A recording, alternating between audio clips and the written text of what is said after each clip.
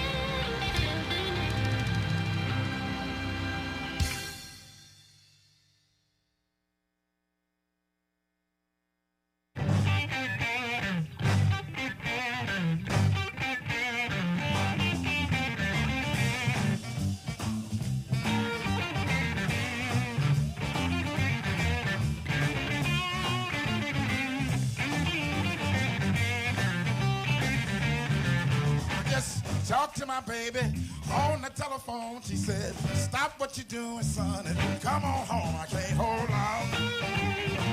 I said, I can't hold on too long. I get a real good feeling talking to you on the phone. He said, now, Daddy, don't you worry, you're my heart desire. Know that I love you, I want to see you cry. I can't hold on. I said I can't hold out too long. I get a real good feeling talking to her on the phone. Yeah.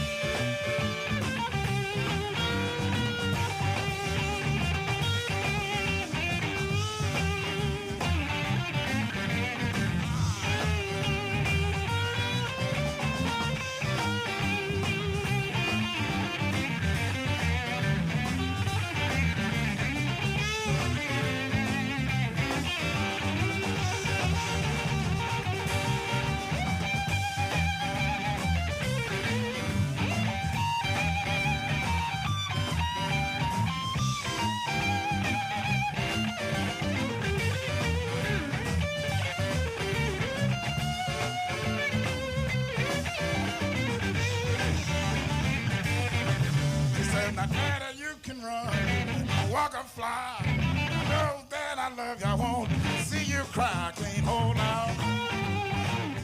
I said I can't hold out long. I get a real good feeling talking to you on the phone. I got to play it again.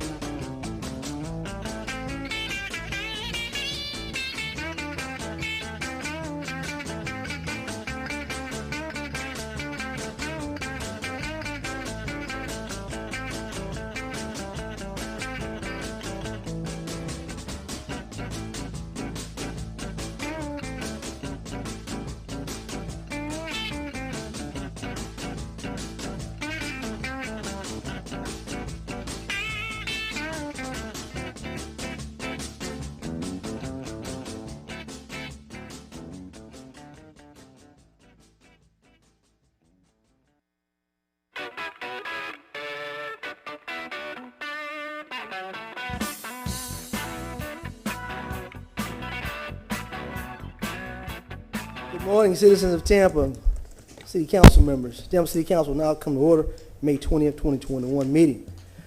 This morning we have the invocation, Mr. Joe Citro. Thank you very much, Mr. Chair. My microphone is now on. Gentlemen, Rabbi Mendy is always honored to come here and give us our invocation, and I am glad to see his face today. I wish he would be here in person, however. Rabbi Mendy was raised in Tampa. He did his rabbinic, my Yiddish is not too good today, ordination in Brooklyn. The rabbi was hired as the first Jewish chaplain to work for the Tampa Police Department back in 2018. He is the rabbi of Shabbat Ha in South Tampa. Again, Rabbi, thank you for coming and giving us the invocation today. If everyone could please rise and remain standing for the Pledge of Allegiance. Rabbi? Thank you, Councilman. Let us pray. Ribono Shel Olam, Master of the world, look favorably upon this council, the Tampa City Council. Bless them with good health, wisdom, and compassion, that they may enact just laws according to your will. Bless our distinguished council members and their families. Let our council remember that they have been chosen by thousands of people who have placed their faith and confidence in them to make laws and decisions on behalf of the residents of our great city.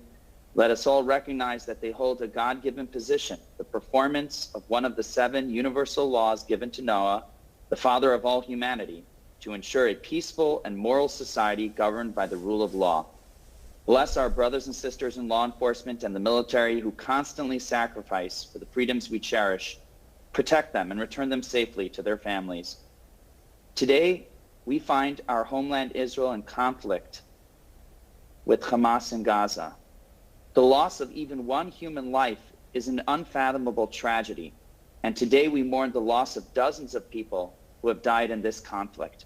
We pray that all peoples in the region find true peace so that they may live in harmony with each other side by side. Here in the United States, we too are struggling with conflict in the form of bigotry, racism, anti-Semitism, and hate in any form. Let us use the power of speech to unite and never divide. We know that you, dear God, provide us with the freedom to choose, so let us always be mindful of the consequences of our actions. Let us all find the inherent goodness in each other and positively encourage one another to fulfill our charge from the Almighty to perfect the world under his sovereignty.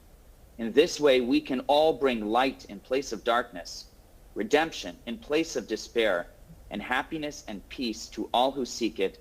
And let us say, Amen. Amen.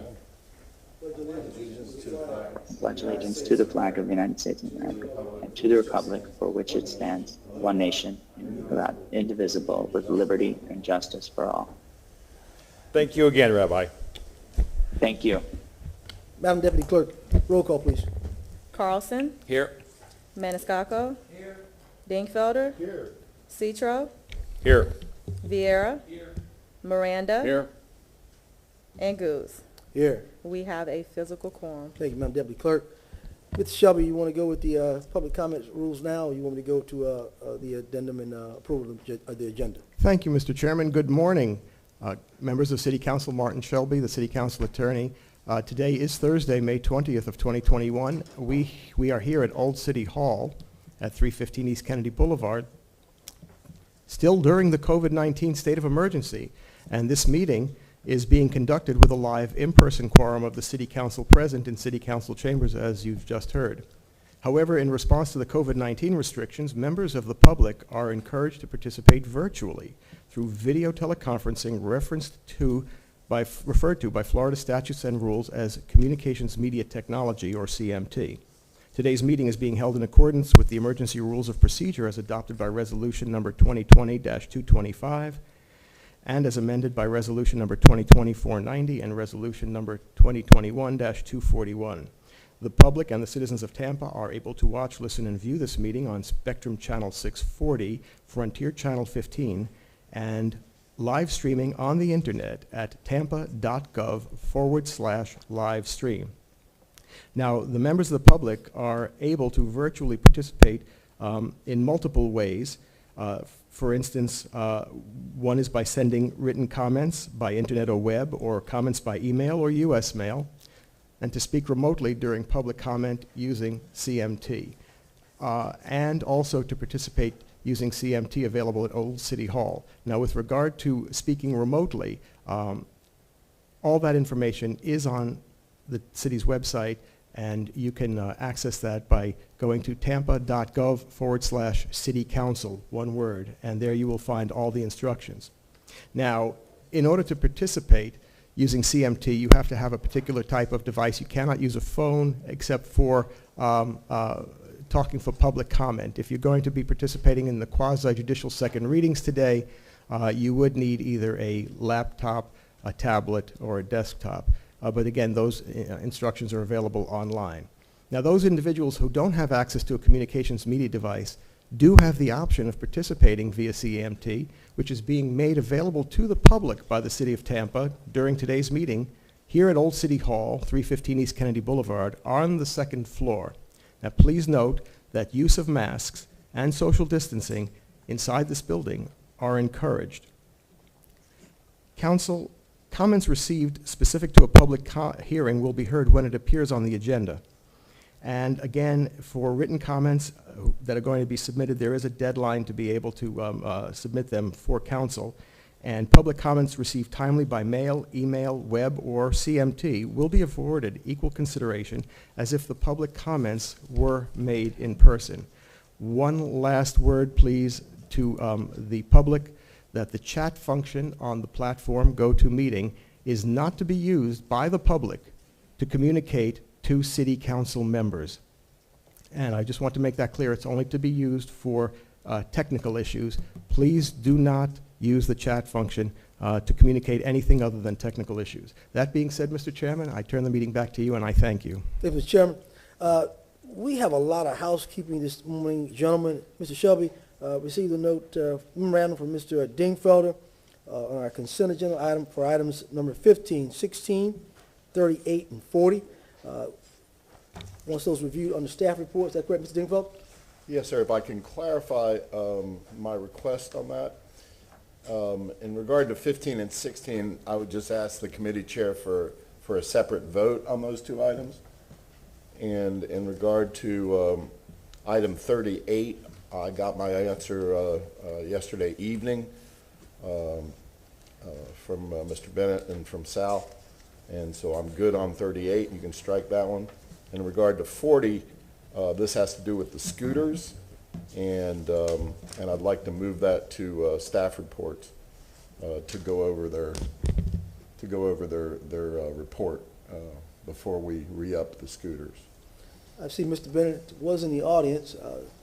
Mr. Bennett's Hopefully hiding you behind get- Mr. okay, Shelby. all right, maybe you can give those folks a call. That way they'll be standing by for the staff reports. I think it'd just be Vic on item 40. 40. Thank you, Mr. Chair. We also have, Ms. Shelby, we're going to go down the line, sir. Then we have item number 1 to be removed to the June 24th workshop. Or- Okay, we'll remove that item. Ms. Shelby? Got a motion, Mr. Citro, second by Mr. Maniscalco. All in favor? Aye. All opposed? Motion carried.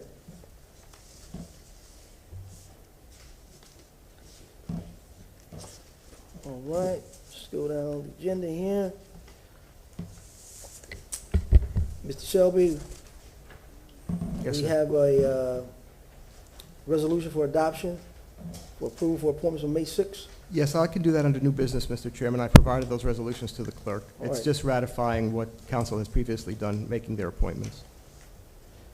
So we can do that under new business. Unless council wants to just do it right now. It's your choice, Mr. Chairman. It's just a motion to move the resolutions. Let's just get it over with. Well, we're now- I'll move the resolutions for appointments previously approved by council from May 6th. Motion by Mr. Dingfellow, second by Mr. Carlson. All in favor? Aye. All opposed? Motion carried. Thank you. We have also a memorandum of removal of items on item number 49. And Mr. Chairman, that is a 10:30 public hearing, so it has been withdrawn. We could announce it at 10:30 and accept that at that time. Certainly, that would be appropriate for noticing the public. If council wishes to accept it at this point in time, it's certainly doable, and then we can just make that announcement that item 49 has been withdrawn when the time comes. We'll do it when we open it. We'll do it Okay. when we open it. Thank you. Gentlemen, let's go to consent, the staff reports.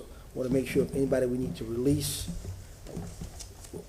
Well, I want to try to do it, gentlemen, is we're going to go down each item to make sure that there's no information that someone hasn't seen or hasn't talked to, and make sure folks are available, and if not, we can let them go. Item number 51, continuous on that. I'll move Mr. for- Chairman, I'm sorry, Mr. Chairman. I did have an opportunity to speak with the maker of the motion subsequent to making this request for the continuance. I had anticipated May 27th, and I'm going to be asking for additional time if council does allow me. I would, if that's acceptable to the maker of the motion. And Mr. Chairman, as the maker of the motion, there's no urgency on this. It's going to take some research, so I'm okay with a workshop. Let's say in I don't know. It could just be, if you want, council, I can just do it as a staff report on a staff day as a memorandum. Staff And then report? if council wants to set it for a workshop after that, it certainly can. So it's Okay, it's so great. a staff report in mid-August, Madam Clerk? The next regular session is August 26th. That's a lot. August I don't think 26th? I don't think I need that much time, Mr. Chair. August 9th, I'm sorry, August 5th is the one, the first one in August, unless you want to go in July.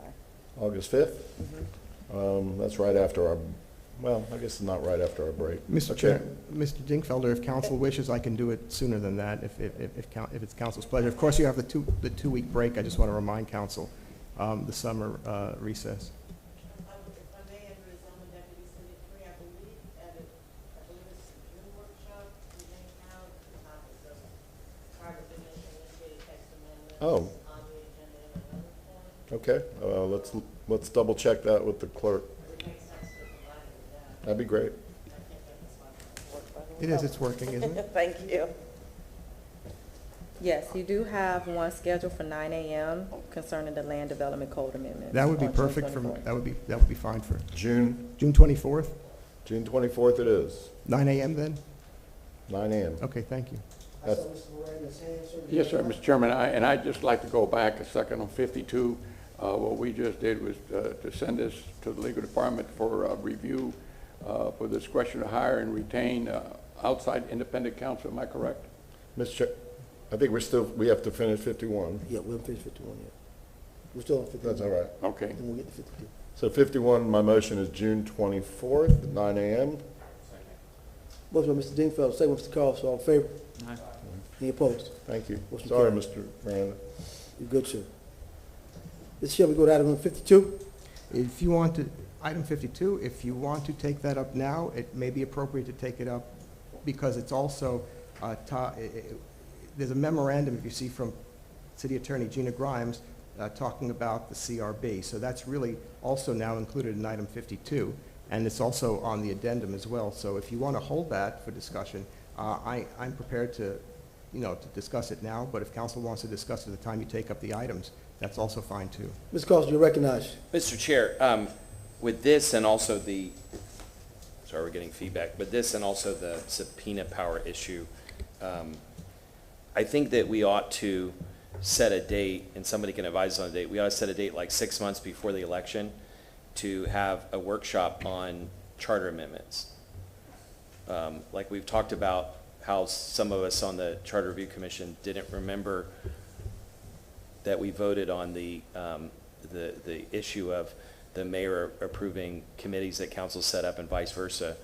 And we still have to go back and do some research on that to see who approved it and where it came from. But it seems to me that there may be several things that we would want to propose as charter amendments, and we should discuss them all in context. The underlying issue on subpoenas is, from legal counsel, is that city council, even though we have investigative authority, that we don't specifically have subpoena power. And so there would be a long discussion about whether whether a charter amendment, if proposed by the committee, should be specifically for CRB or should be for city council, just to clarify the motion, the charter. So the point is that if we had a meeting 6 months or so before the election, we could schedule all those charter discussions at once, have a robust conversation, and then figure out what we want to put on the ballot, which would include this outside attorney, which would be as I understand it, a charter issue also. I understand the position you're taking. I just have a concern 6 months out from an election. I think, Mr. Shelby, you've already been instructed to meet with Mrs. Grimes in reference to some charter issues or a charter special workshop regarding the charter, correct, sir? Yes, I've had the opportunity to speak with the city attorney regarding this, and she has offered, and I have agreed, and I think it's an excellent idea that she and I work together to address, and I said in my memo, the issues of the language of the city charter and to reconcile any potential conflicts of provisions that may be revealed through that process of a thorough view. I think it's a necessary predicate before we start talking about substantive issues within the charter, so we understand and council understands what its parameters are. So that is a different discussion, perhaps, necessary in advance of what Councilmember Carlson is proposing. I saw Mr. Dingfelder, and I'll go back to Mr. Carlson. So I like the idea generally, Mr. Carlson. I think that 6 months is a little tight to the election because, you got to get give it over to the supervisor and get the ballots printed up and all that kind of stuff. So I think if we're going to have that discussion, I would suggest a year, start a year out, and then that way maybe it's done, a few months later, and give the supervisor plenty of time to put something on the ballot. But it's not just this issue. There's been several issues over the last 2 years where we kind of scratch our heads and we say, you know what, maybe we need to tweak the charter to address that. And I can think of 3 or 4 other times we've done that. So it's not just the CRB issue. And I think it'd be a great idea. I'd love to see us move forward with the ordinance today and put that to bed if possible. And just like we voted on it last 2 weeks or a couple months ago, 6-1. I think everybody's done with it. Let's move forward with the ordinance today, and we can put off any of these charter issues till a year before the election, which will be about a year from now. Mr. Moreno, you recognize. I have to say that what Mr. Dingfelder said makes, in my view anyway, common sense. There was an article, I believe, in Wednesday's Tampa Bay Times regarding, and I didn't read the whole article, it was regarding an issue like this, where the people running for office are going to have to make a decision which way they're going to go. And I think the sooner we handle this, the better we are, and let the public decide not only on the charter amendment, but who's going to serve. And these are the things that I've been watching and looking at, and it's a very item that's been discussed all over the country, so we're not the only ones that are having this come before us on these bases. So we also, by continuing these things as far as this, you have to understand that the individuals that are seeking to become police officers or sheriffs or whatever in law enforcement, they don't know what's going on. So we're either going to have to decide today, I hope, to say this is what we're going to do or this is what we're not going to do. We got elected to make the choices. If later on the public wants to, the public's going to have a chance to vote on all of us, whoever's seeking office. So that would be one of your points, to speak to the public and the way you feel. Not mine, but yours. All of us have different opinions, and I respect that. But I think that because you're looking at something that's very viable, and that's called law. You have law, you have lawyers, you have judges, and at the end, the ones that start the process of enforcing the laws that are on the books are the people that are sworn officers, no matter where you work at, whether it's the city, the county, and the FBI, anywhere. Those are the ones that are enforcing the law.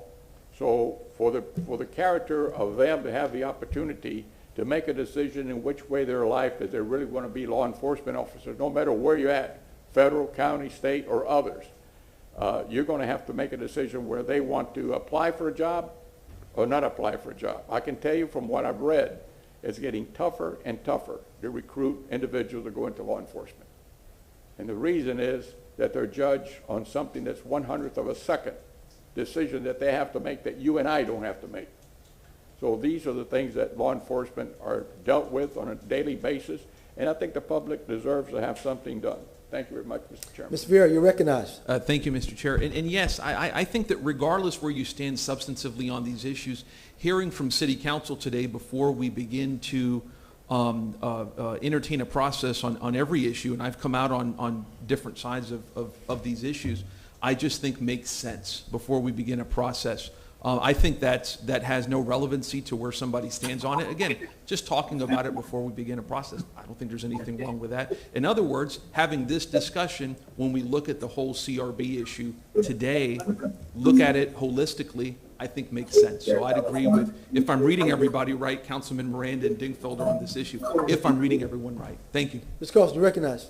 Yeah, and just for anybody watching, because there are a lot of people that are interested in this subject, for some reason, the CRB ordinance was not put on the agenda, it was not put in the online information. So it's not one of the numbered items that we are looking at. And so somebody watching may think that 52 is about the ordinance, but it's not. It's about a proposed charter amendment regarding legal counsel. But since it's a charter amendment, what I would propose, and I can, and the ordinance has become a walk-on item, which will be separately discussed, I think, depending on if we've given proper notice. But item 52 is part of charter amendment discussions, and I can make a motion now or later to either move it. The workshop in February is February 24th. I could make a motion to move this item as a charter proposal to February 24th, and/or we could make a motion to propose that all charter amendment discussions be held on February 24th. Do you want me to make the motion or wait? I think that'd be great. May I? Ms. Grimes, you're recognized. Thank you.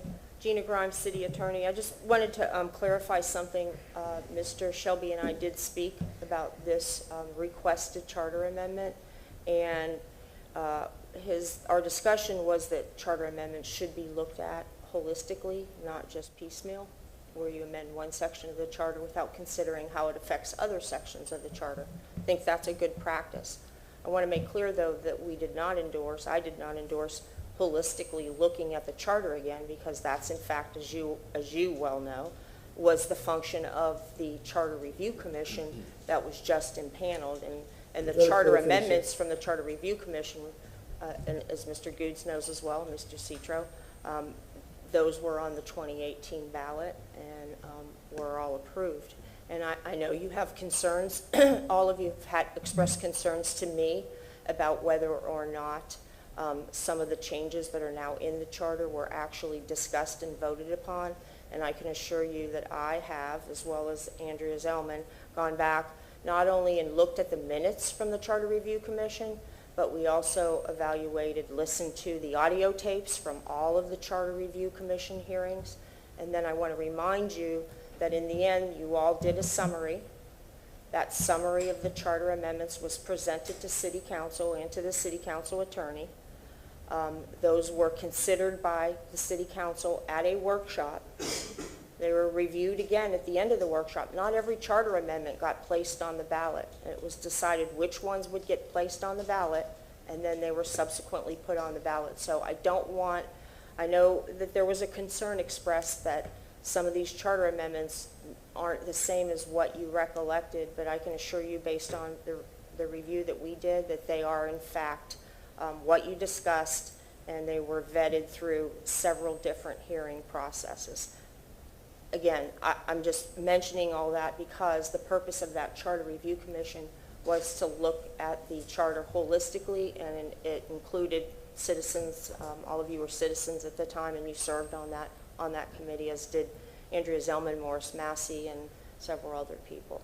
So I don't know if what you're intending to do is basically to supplant the Charter Review Commission by having a discussion on the charter, or if you're going to look at the charter holistically, or only with respect to the Citizens Review Board.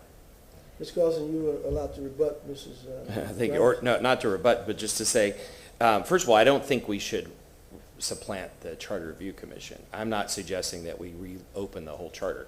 I would, though, ask that legal staff send the transcripts and/or links to the audio or video recordings of those meetings, and if you have them timestamped, it would make it easier. But I would like to go back and read them, if you would send them to all of us, and maybe even the people who were on the Charter Review Commission. I've spoken to several folks who were on the Charter Review Commission who are not in the city now, and their recollection is the same as mine, that there were things that made it to the final version that we don't believe that we approved. It could be that somebody changed the summary and presented it to us, and we approved it inadvertently, and I just want to know that. But we were appointed by city council members, and we were advising the city council members, and we advised them on what we thought we were approving, and if something changed between the Charter Review Commission in a summary or something, it changed before it got to city council, and city council inadvertently voted on something different, I'd just like to know that. It wouldn't be a review of the whole charter, but there are a couple areas where we don't remember that what made it to the final ballot, or what is interpreted is final, and it's one or two issues, as I recall, and now we've got two issues here. And my point is like you said earlier, that we would take a holistic view of it. I don't think we should look at one charter change without seeing what the impact of another might be. And if we end up with 5 or 6, maybe it's 2, but if we end up with 5 or 6 proposals, let's put them all on one date and argue them all out and see what the impact would be on all of them, and then see if we want to move forward with anything. That would be the proposal for moving them maybe to February 24th. Mr. Dingfelder, you recognize. Thank you, Mr. Chairman. Mr. Shelby, in regard to the charter, the charter right now specifically gives council the authority and ability to put things on the ballot. Is that correct? That comes from state statute, Mr. I'm sorry? That comes from state statute, Mr. Dingfelder. That's under state statute? Yeah. Yes. Okay. So even though there's an alternative method of the charter panel that several of you were on, this is a completely legitimate process that's being considered. Is that a question or a statement? That's a question. Well, the answer to that is, up until the voters approved a recurring charter review commission, that was the only way to do it, was to have it put on by city council. Okay. And then sent to the mayor for approval or not. All right. I just wanted to make sure we weren't stepping out of line and creating something that was unusual. And if I can, and like I say, I don't think we should waste too much time in 2020, 2021 doing this. I like Bill's idea of taking whatever charter issues might come up over the next 8 or 9 months and roll them into a February workshop. If anything comes out of it, fine. If nothing comes out of it, fine. But we can have a workshop about it a year from now. Mr. Randall, you're recognized. Thank you, Mr. Chairman. I appreciate it very much. I'm alerted to the conversation between Mrs. Graham and Mr. Carlson. And what I hear is that there might have been some things that were voted on, but not particularly put in an agenda in such a matter that the council voted on. So what I'm going to ask, if it's not too burdensome, if you can somehow review all the tapes We did. from that committee, and on the votes that are taken, on every single vote that is taken, to take that and condense it into a tape so that all of us can see. I think they can do that electronically. I'm not an electronic expert. I can turn a computer on and off, and after that, somebody else can do the work. We can do that very easily. There were minutes from the I want to meetings. clear that up, and I'm not making any reference that he was right or wrong. I just want for the clarity and transparency and the act of God saying that didn't happen. Right. I like to see that as a public record so that Right. the public would be at ease, and I appreciate you bringing it up, Bill. And I think you also have the extra safeguard, if it makes you feel any better, that I don't think anything like that could have occurred because Mr. Shelby was part of the process. He attended every Charter Review Commission meeting, and he was at the same time the council attorney, and so he would have reviewed whatever was drafted and presented to the council, and I guarantee you he would have made sure that it accurately reflected what was voted upon at the Charter Review Commission. Mr. Shelby, you recognize that I'm going to make a comment. just as, and I thank Ms. Grimes for her comment, and thank you, Councilman Miranda. because I think, frankly, Council, I agree with what Ms. Grimes has said with regard to what the Charter Review Commission may have intended. I believe our discussion, Ms. Grimes and I, focus on interpretation of language. And sometimes we've had a discussion for the want of a comma in a sentence. And if there's a differing interpretation that can somehow affect the power of the City Council, I think that at least has to come to light and be resolved. So with regard to what the Charter Review Commission's intention was, what they said, I think that's a worthy thing. It's a major undertaking to be able to produce that. But I was there, as were three of you who are now sitting on the dais today. And I think that the discussion really is what was the intent of the people who ultimately put it on the charter, which is the voters. What was their understanding? And we really don't know, except for, let's say, the budget summary and the vote. And the question is, if there was an interpretation that is different than what this City Council may have thought, the question is, well, what was the interpretation that was presented to the City Council at the time that ultimately put those questions on the ballot before the voters? Was it their intention to abridge or constrict the power of the City Council? And I think that's the kind of discussion that I'm grateful to Ms. Grimes that she's willing to spend the time with me over multiple meetings she's offered, over several days, hours, who knows. But I'm willing to take the time to work about those issues of interpretation. I don't think anybody was misled. I think there's an issue that just needs to be resolved before we can understand, as a city, how we to move forward rather than have these issues come up with council on a periodic basis. And that's the only thing that I'm asking for. And I expressed that to Ms. Grimes, and she's graciously offered to work with me to do that. And I'm grateful for that. Mr. Moran. One more time, and along with Mr. Shelby just said, not only with three of the sitting council members here present today on the Charter Review Committee, the other three were on City Council. So you have six. Mr. Good, you were the director. You were understanding now that out of the 7 of us, 6 had a direct or indirect understanding of what was going on. The 3 council members who were elected and the 3 council members who were elected prior to them being on the council also listened to the presentations that were made on a uniform body. So that's why I asked that question, to finish it off, to make sure that no one in any way thought that somebody was doing or not doing their duties as were given by the council at that time. Thank you, Mr. Chairman. Anybody else before I chime in? My recollection, during those weeks, you know, we made sure we fought with the previous administration, making sure that we had video, audio, a lot of pushback, asking, still didn't get, which I didn't understand. The way I view it, the way I see it, it's all about interpretation. Clearly. Because some of the things that we voted on, the interpretation or the way I interpreted it is a different way than maybe others are interpreting it.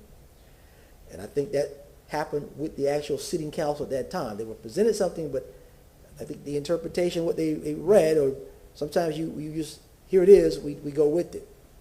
So I'm hopeful that Mr. Shelby and Mr. Grimes, and again, I think a workshop is needed to go over those certain words, commas, and making sure that the power of this house and the power of the house next door is clear.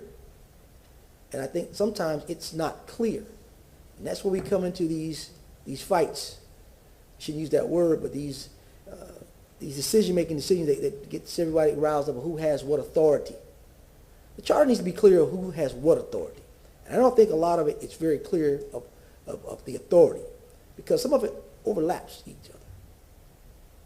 And that's where you get these intangible situations. But again, Mr. Carlson, I respect what you're saying. I respect Mr. Dingfelder, but I do think that 6 months to an election is just too close, I think, you get into a lot of political stuff then. I wouldn't want that to be at the focus of this body or for the city. So I would ask, if there is a motion entertained today, that we look at a workshop way prior to any type of charter issue as it relates to CRB issues, as it relates to any other things in the charter, that they're cleared up, they're clear, and they go to the voters, the voters are clear on what they're voting on. This body is also clear, so we know who has what authority and who doesn't have the authority. Mr. Shelby, any further comments on that before I close this or entertain a motion on this? No, Mr. Chairman, just one other thing that I was tasked by the City Council to participate as a legal advisor to the Charter Review Commission, as some of you know, and certainly it was City Attorney Sal Torito who was there and actually drafted, did a lot of tremendous work in support of that commission. I do want to let you know that I was not authorized to advocate for City Council. I brought things perhaps I felt necessary to apprise them of information, but in no way did I intend or was permitted by City Council or given that authority to advocate for any specific position. I was, to the best of my ability, to act as a neutral. Thank you. And you did a fabulous job, sir. Mr. Carlson, I saw your hand. Do you want me to make a motion now or a new business? Well, it's here now. I really get this out the way. It's a hot topic, and we move on. I would propose making two motions, or I could make the same. I would like to make a motion that we schedule February 24th workshop to discuss any proposed charter amendment changes for the following election, and that I can make this in a separate motion, a same motion, and that item number 52 be moved as part of that to February 24th. A motion on the floor, Mr. Carlson, second by Mr. Dingfelder. Mr. Vera, discussion, you recognized. Yeah, moving, I would like to discuss at the very least today any charter amendments dealing with the CRB. Again, I've fallen in different sides on the ones that are discussed. I have no problem with a robust discussion 7-8 months from now on this issue, but at least addressing these issues today I think would be wise. My thoughts. Could I have a comment on that, Mr. Vieira? You recognize, sir. Louis, I hear what you're saying, and we could spend, and we probably would spend an hour on that today, and maybe the vote would come out and say, we don't want to do that in February. But in February, somebody could make a motion and say, let's add it to the list of things, of charter issues, and it could be viable again. So it's like, why waste our time today? That's my only question. Why waste our time and our energy and the community's energy on it today? Because even if they think we're going to put it to bed one way or the other, it could come right back up in February. Mr. Brandon? Thank you, Chairman, for the last time. I'm not against anything that's possible. However, I'm looking at a much bigger picture than just the 7 of us and the department heads that are here in the audience today. I'm looking at something that is viable to all of law enforcement, not only in the city of Tampa, but the Sheriff's Department, any federal agency, any state agency, any county agency that has to do with anything in law enforcement are looking at us today and saying, what is it that they want? And it's not what I want. I want them, whoever's applying for these law enforcement jobs, God bless them all, because we need them, that it's incumbent of us to say yay or nay today on whether we're going to allow what's here written on number 52. And one way or the other, I think, and I'm not going to question anyone's vote, I never have. So what it's incumbent is, do we want to continue down the road, or do we want to put something in at least on this segment today, and maybe sometime in the future, whoever wants to bring it up, we may not be here. Who knows? It's a long process. It was a very tedious process when all those that volunteered to be on that wonderful board, and they did a yeoman's job. They continued for months until they came back with the items that were all accepted. So these are the things. So I'm ready to vote on this today. Mr. Chair. You recognize, sir. Just clarification. So for the public in particular, the item number 52 is about proposed charter amendment related to outside counsel for the CRB. But there's a walk-on agenda item, which is an ordinance, which is a separate issue. Should we call that item number 56, or how do we number that? We'll have to take that separate, right, Marty? Because really, those are two separate issues. Just so we have clarity that it's two different issues that we're looking at. And I think that's part of the confusion when you combine the two subject matters, because one is a separate ordinance for something down the road, a potential charter amendment ballot question. And I just want council to be clear, and certainly for the public, that my request for a continuance had nothing to do with the CRB issue whatsoever. So it is somewhat confusing, perhaps. But this walk-on item, should we call it item number 56 so that it's not confused with item number 52? Or? May we ask the clerk if that's permissible? Madam Clerk. At this time, it's just, it appears on the addendum after the action summary, it will have a number addressed, so we don't want to assign it a number 56, and it may not end up being number 56. Mr. Chair, should I just amend I can split mine into two different motions. One would be that the first motion would be that we schedule any proposed charter amendments on February 24th, on the February 24th workshop. If that's your motion, sir. That's my motion. Is there a second to that, please? And I was the seconder, so any charter review issues, we're going to defer until February 24th of 2022. Is that the intent? Yeah, we could have discussions before, but we'd put the big discussion on February 24th, 2022. At a workshop? Yes. And probably take the whole workshop? Yes. Okay. And that, I'll modify my second to conform to that. I have a motion on the floor by Mr. Carlson, second by Mr. Dingfelder. All in favor? All right. Roll call vote on this, please. Vieira. I want to make sure this does not continue any charter-related issues for the CRB today. I took out 52. It's just. Then under those circumstances, I can vote. Dingfelder. Yes. Maniscalco. Yes. Carlson. Yes. Citro. With the change of language, this new motion, yes. Miranda. No. And Goods. Yes. Motion carried with Miranda voting no. And I'll just leave item, Mr. Chair, if you don't mind. I'll just leave item number 52. You all can decide whether you want to move it or not.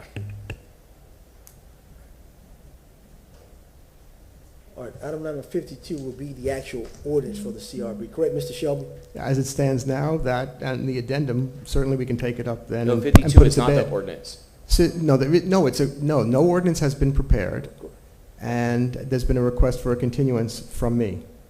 Okay. Just on that, but that was, I don't take a position, council, with regard to whether you want to address that today, whether you don't want to address that at all, but I'm just letting you know that I have been able to talk to Ms. Grimes and inform her that it was my intent to ask for a continuance on that item, rather than have it prepared for today.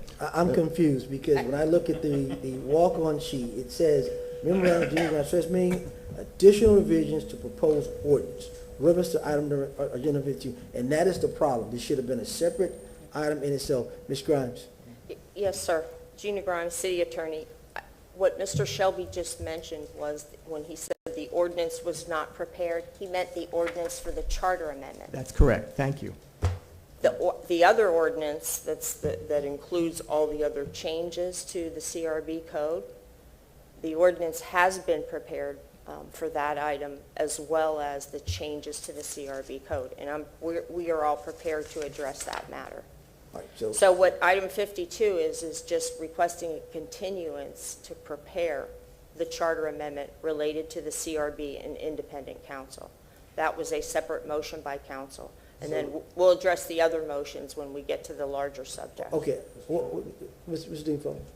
So in regard to that, since we are cleaning up the agenda, since Mr. Shelby has asked for 60 to 90 days on that issue, and since there is no preparation of that independent counsel ordinance in front of us, I don't know what there is to discuss today.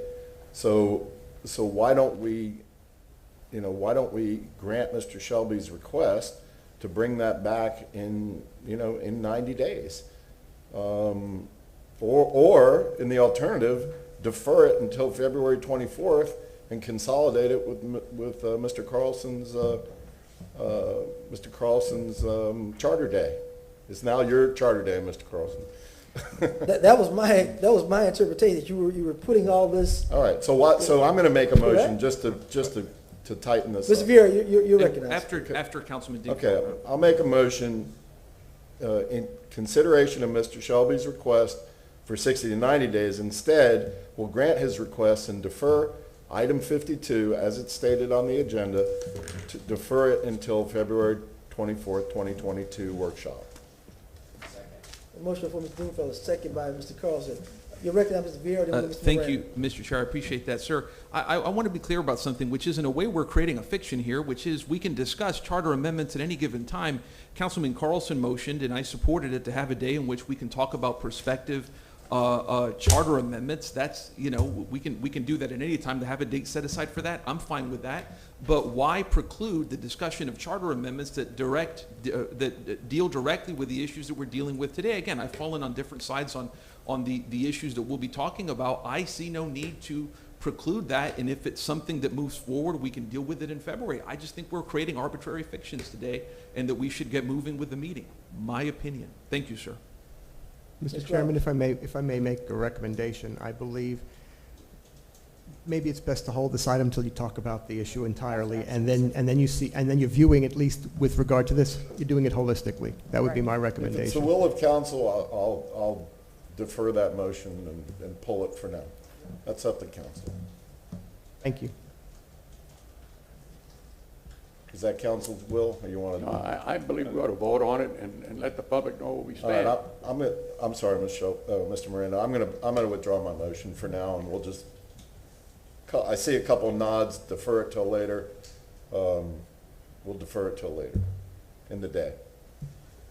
Okay.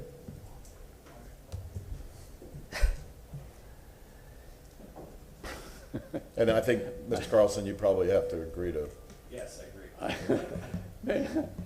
So then, no, I'm not laughing. I'm laughing at myself. Maybe I'm hearing it wrong. We got so much plastic here, I feel like liquid in a beverage drink.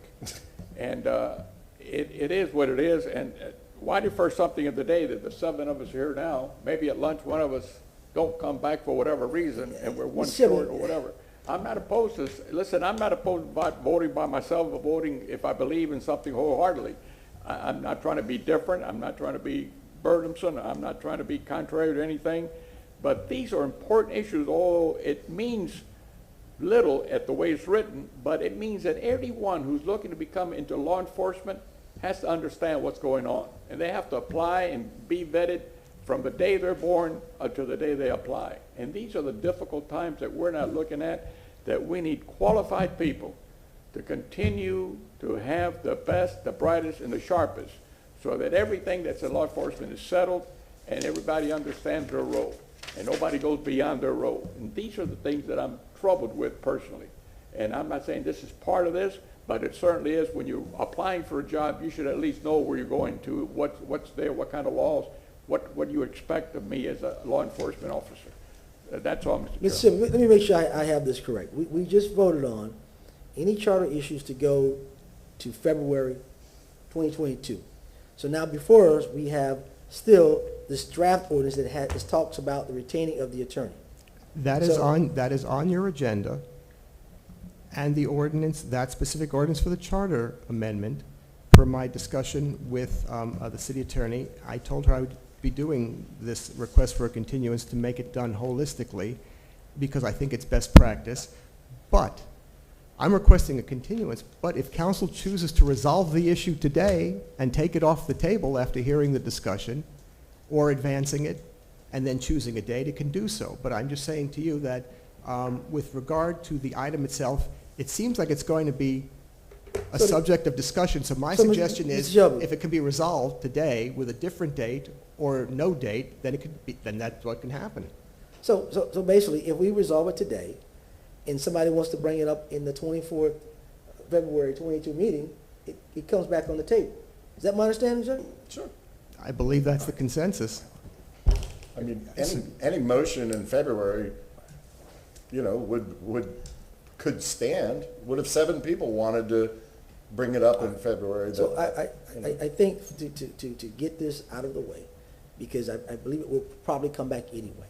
I believe we might need to go ahead and vote this up or down now to move on, Thank you. I agree with you. to move on, and then everything that deals with the charter comes back February. in February, and if it goes, this item goes in the ballot, we agree it goes in the ballot. So you're So- saying strike it for today and we deal with it in February? In February. And again, this is under, you could take that up, but ultimately, I believe, Madam Clerk, We're if you gonna could go just round tell and me, round. if I could just inquire of the clerk, has there been a motion to approve the agenda and addendum? No, not yet. Okay. Motion by Mr. Maniscalco, second by Mr. Viera. What's the motion? I'm sorry. To approve the agenda otherwise? In the And then addendum. take a separate vote? Why are we jumping in and doing that before we dealt with 50? If you want to do that too, but I just want, before we move on, I just want to make sure that that's done. That's fine. Well, What's the proper procedure, Mr. Shelby? Can we move and deal with this item now, strike it up or down, and then we get on with the business? Yes, you can.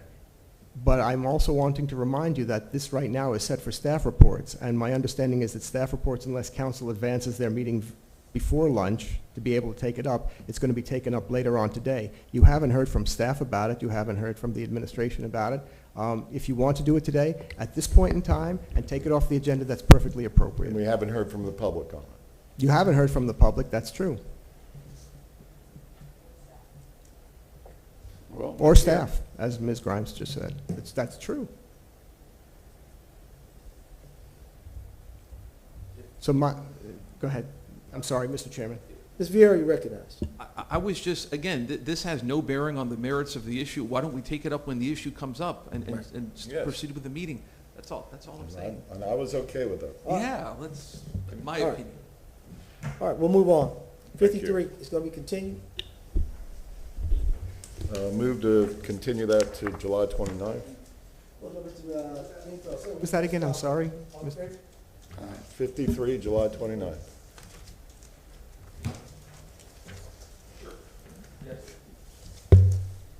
All in favor? Aye. All opposed? Item number I'd 54. like to strike 54 pursuant to legal request. Motion by Mr. Dingfelder. But it was Mr. Citro's motion, so I don't want to step on your parade. Joe? That's If I quite, may- that's quite if I all may, right. Ms. Ender Ms. Izzo, Selman? Deputy City Attorney, we're simply asking you to receive and file the report. Thank you very much. If I may just take 2 seconds. Mr. Chair, please and thank you. I want to thank the legal staff for doing this. I went and visited the lovely people of the Beach Park Neighborhood Association, and even before anything, transportation, building, anything, a couple of the wonderful residents brought this up. I don't like to beat dead horses, I like to bury them, and hopefully this will put the end to Ward Street. So thank you very much, Ms. Sullivan. Thank you for the legal staff. Thank you very much, Mr. Chair. Motion received and filed. So move second. Motion by Mr. Citro's motion, second by Mr. Miranda. All in favor? Aye. Any opposed? Thank you, Mr. Chair. Item 55. Item 55, I believe, is, I think, Chief Bennett, that's a staff report later All on. right. Is that correct, sir? Yes. Okay. He indicates that's the case. Thank you, Okay. Mr. Chairman. Item number 1 was removed from the agenda. We're going to go to approval of the agenda. Second. Motion by Mr. Maniscalco, second by Mr. Carlson. All in favor? Aye. Any opposed? All right, we have no ceremonials today. We're going to public comment, sir.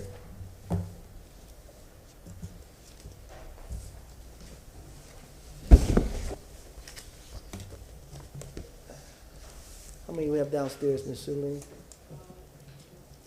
6.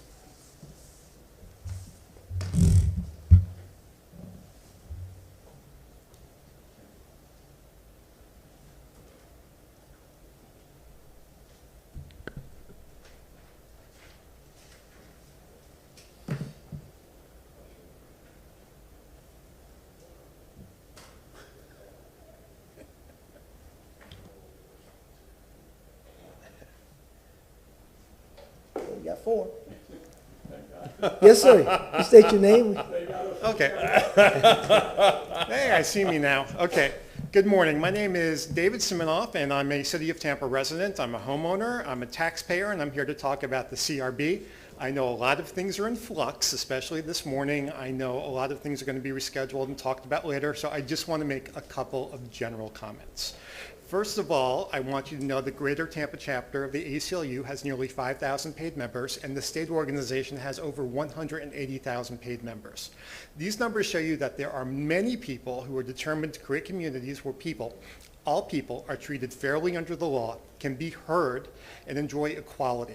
These are people, these volunteers and paid members have committed their time, their attention, and their political will to promote these ideals.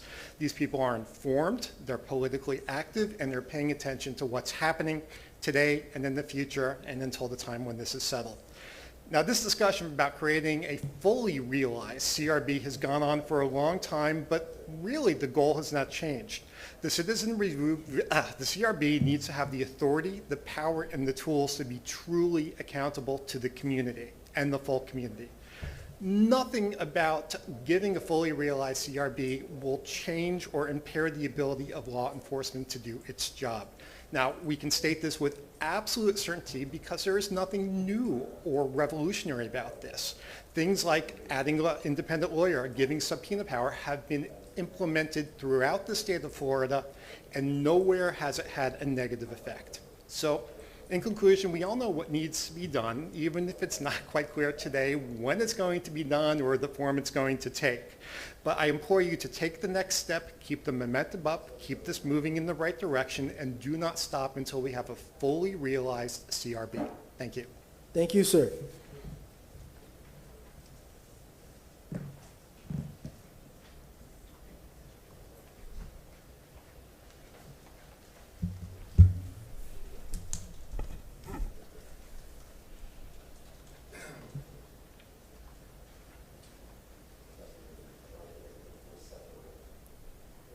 State your name, sir.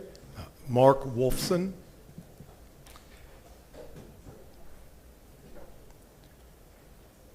Good morning, members of the council. I'm a resident of Beach Park, and perhaps, I don't know if my brief comments will be mooted out because of something I heard prior to the commencement of public comment with respect to item number 54, which was the closing of Ward Street. But I want the council to understand that myself, as long as other members of a coalition representing people who live in Beach Park, were concerned that with respect to a report that was delivered to the council by its counsel, its legal counsel. Mr. Shelby. Yes. Thank you, Mr. Chair. Mr. Shelby, I believe that this gentleman here may be making statements in which we, in the future, might have some sort of litigation possible. So if you could please advise this gentleman on comments that he may be making at this time. Well, if I can, and maybe Ms. Zellman. Thank you, Mr. Shelby. Thank you, Mr. Chair. Thank you very much, Councilman Citro. Your Rule 4J, for the public's information, is that council should avoid any discussion of matters at a public meeting where the city is or is likely to be a party in litigation without the concurrence of council. And you were advised in the memo that you had just received and filed relative to the fact that the opinion of the city attorney's office relative to whether or not you should discuss this. And with that in mind, certainly this is the public's opportunity to speak.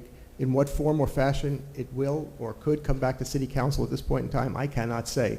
But I believe the purpose of the memo, and I don't want to speak for Ms. Zellman, but the purpose of the memo is to apprise council of the necessity, in its opinion, to avoid commenting on what you might hear that the public might wish to speak and communicate to you at general public comment. Mr. Ward, I thank you very much for the interruption. I did not mean to interrupt you in which the way I did. I just wanted to make sure that everything was on the up and up and very legal. I thank you for your time. Thank you, Mr. Ward. And thank you, Councilman Citro, for that question. Thank you, sir. So can I continue, please? Yes, sir. Okay. So it's my understanding that the report that was given to council did not address a potential issue that you may be concerned about with respect to whether or not the road that was allegedly vacated in 2007 had in fact reverted to the city under state law.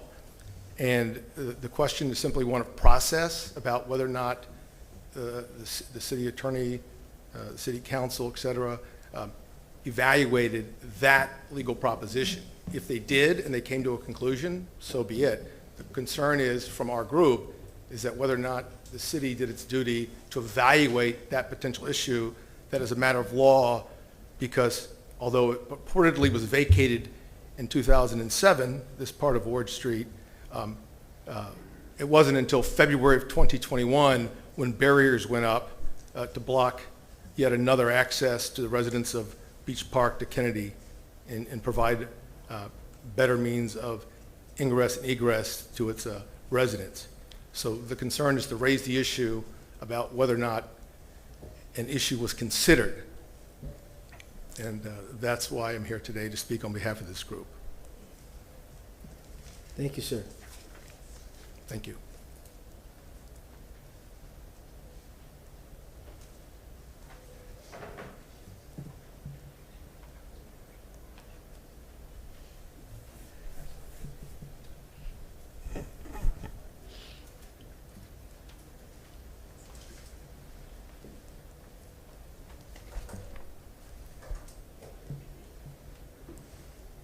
State your name, sir, and begin. Good afternoon, James Shaw. I think you all know me. I read Attorney Grimes's May 16, 21 memo. There's nothing in the draft ordinance that I'm unhappy about. There are things missing from the ordinance that should be in there.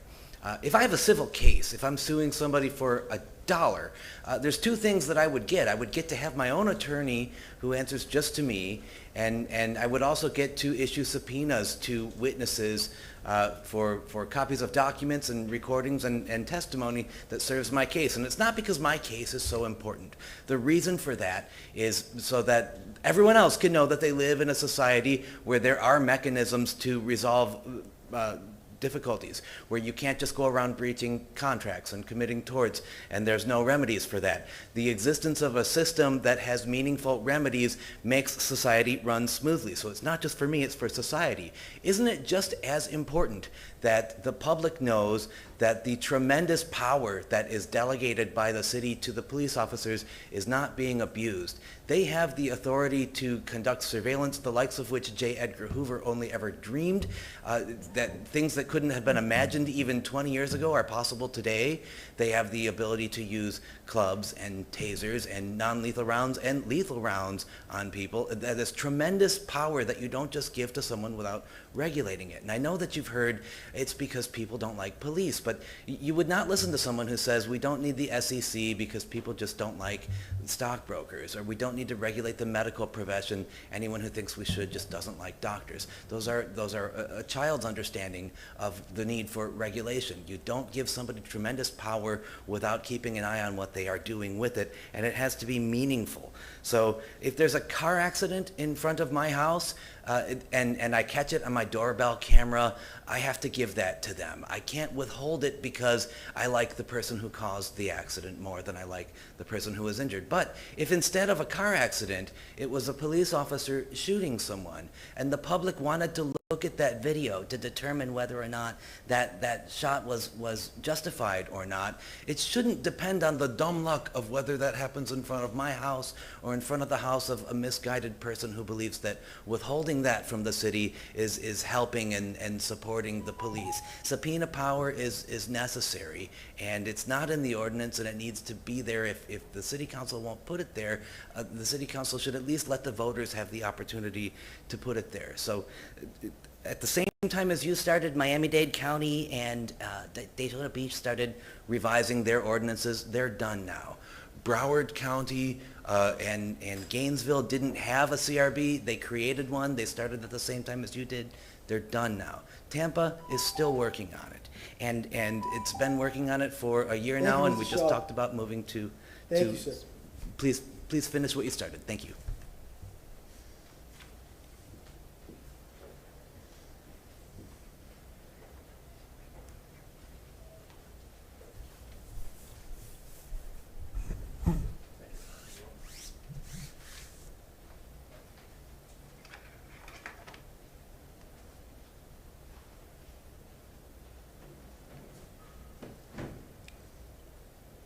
Mentor's not Tampa, Florida. You don't want to say they're nasty, hateful, deceitful, and wicked. Who am I talking about? I'm talking about white people. Look at what's going on in Palestine. And look at the man you had come up here and give the invocation. He say dozens of people have been killed. Dozens. We know better. And the fact of the matter is we see they bombing people's residence and bombing their buildings and their businesses because they claim something have happened. But on the other hand, nobody bombed Hitler's home. You understand? Nobody bombed Hitler's residence. Nobody bombed, and supposedly that's the people who do them wrong and they're in occupied territory. Shout out to the Palestinian people. Keep fighting, okay? And right here, woke up 4 o'clock this morning, really didn't wake up. Look at the phone news and you see they executed an African man in Texas.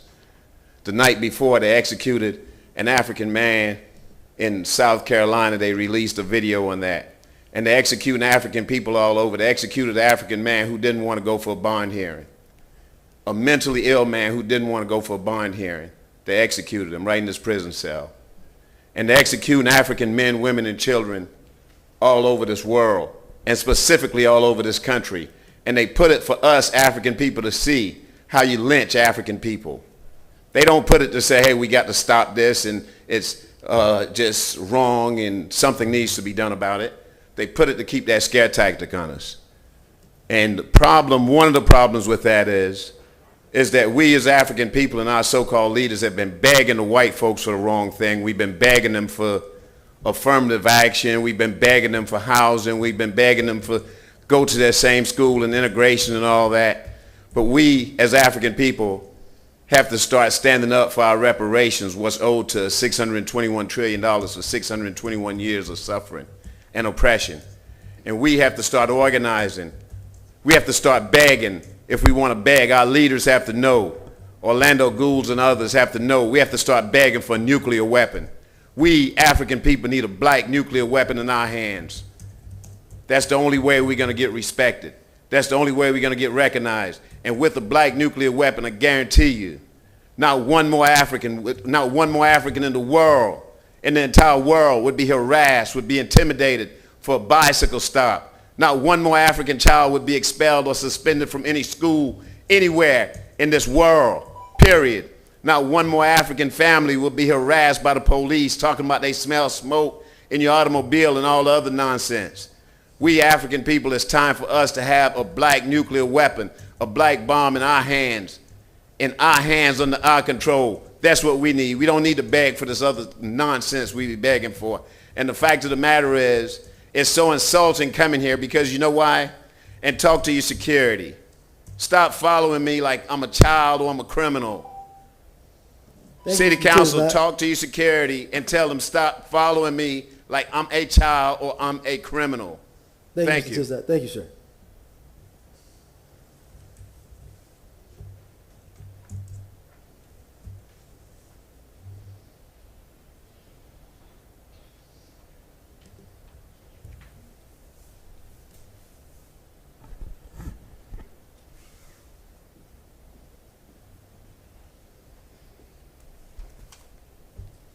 Good morning, Councilman. Good morning.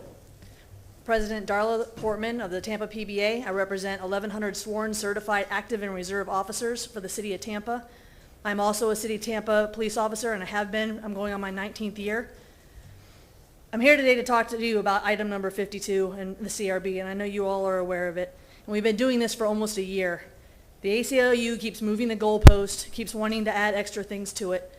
You just had 2 attorneys come in here and tell you that there needs to be transparency and there needs to be a board that looks over police officers. Well, we've got CGSTC, the Criminal Justice Standards and Training Commission. We have FDLE, we have the SAO, we have Attorney General's Office, IA, and we still have a CRB. And when they talk about having the videos and the media put out when an officer gets in a shooting and they want to be able to see it right away, I think Chief Dugan has done that. Every couple of hours right after a shooting, he has sent out a video that shows the body-worn camera footage. We couldn't be more transparent, or we'd be invisible. That's how transparent we are. Gina, Ursula, the chief, Bennett and also the mayor have worked really, really hard and made attempts to make this proposal perfect.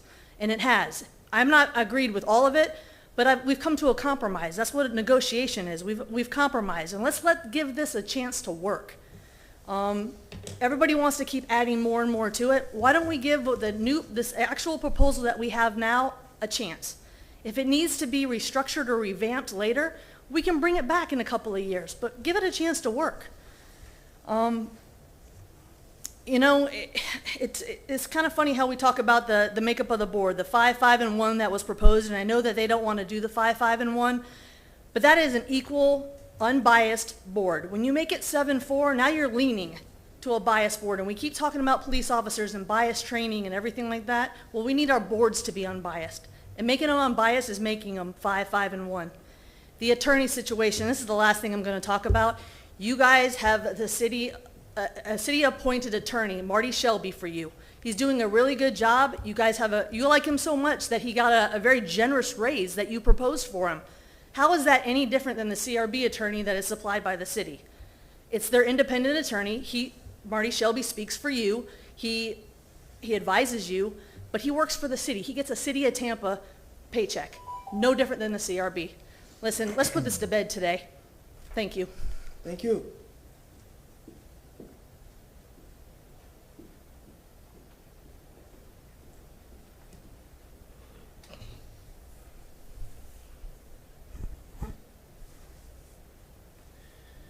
Mr. Chairman, Councilman Danny Alvarez, Tampa PBA General Counsel.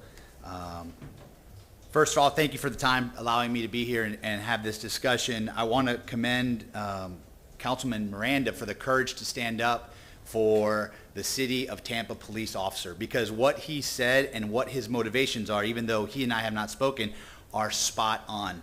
When I was in the Army as a lieutenant, I was told that indecisiveness is the cancer of leadership.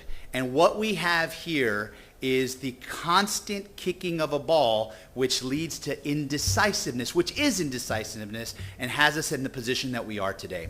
We know, and I think that you should be ultra proud of what you have accomplished and the ordinance that you should be taking up, and you should have the courage to take up as is today, without any changes as it goes. We know that you have done it. You are the model of transparency. You are the model of oversight, and you were seeking police reform. Well, guess what?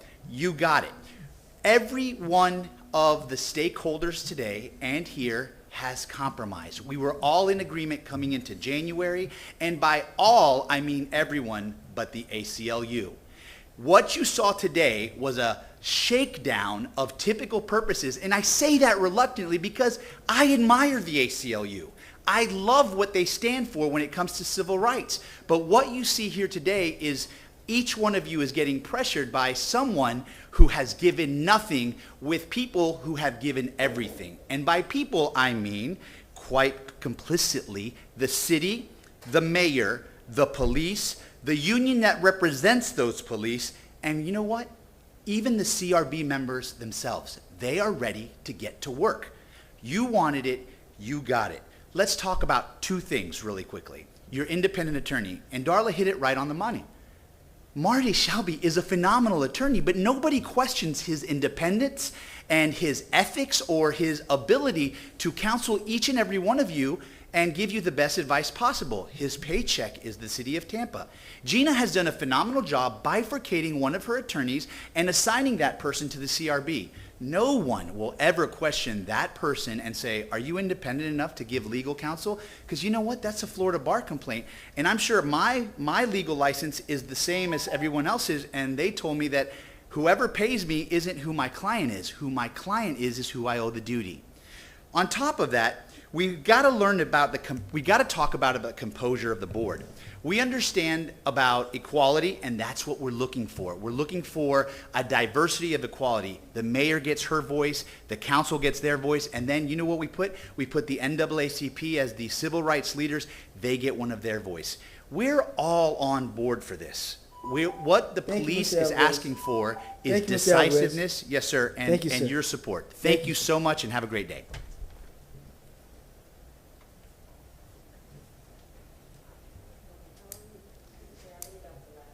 Last speaker.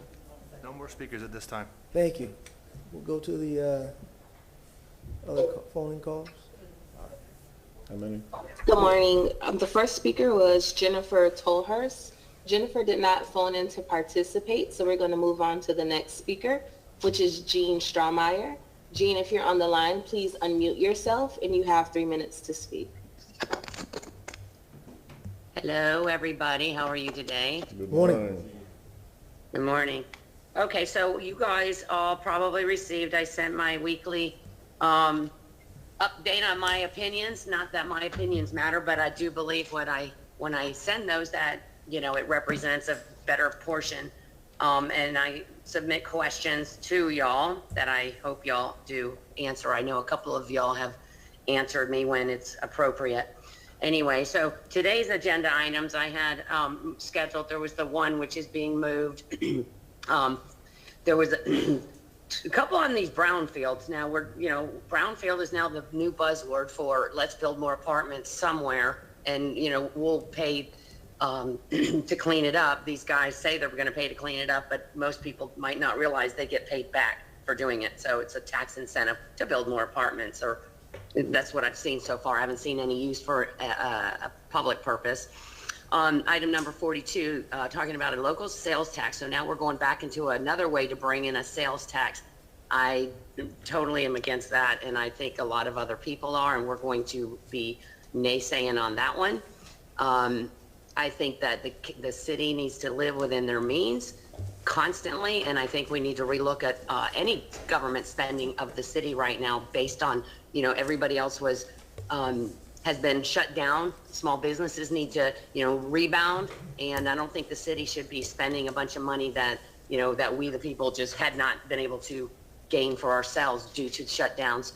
Item number 53, gender and racial equality. I believe everybody should be treated respectfully with respect and dignity at all times, and to separate people by gender, race, by whatever, they shouldn't be separated.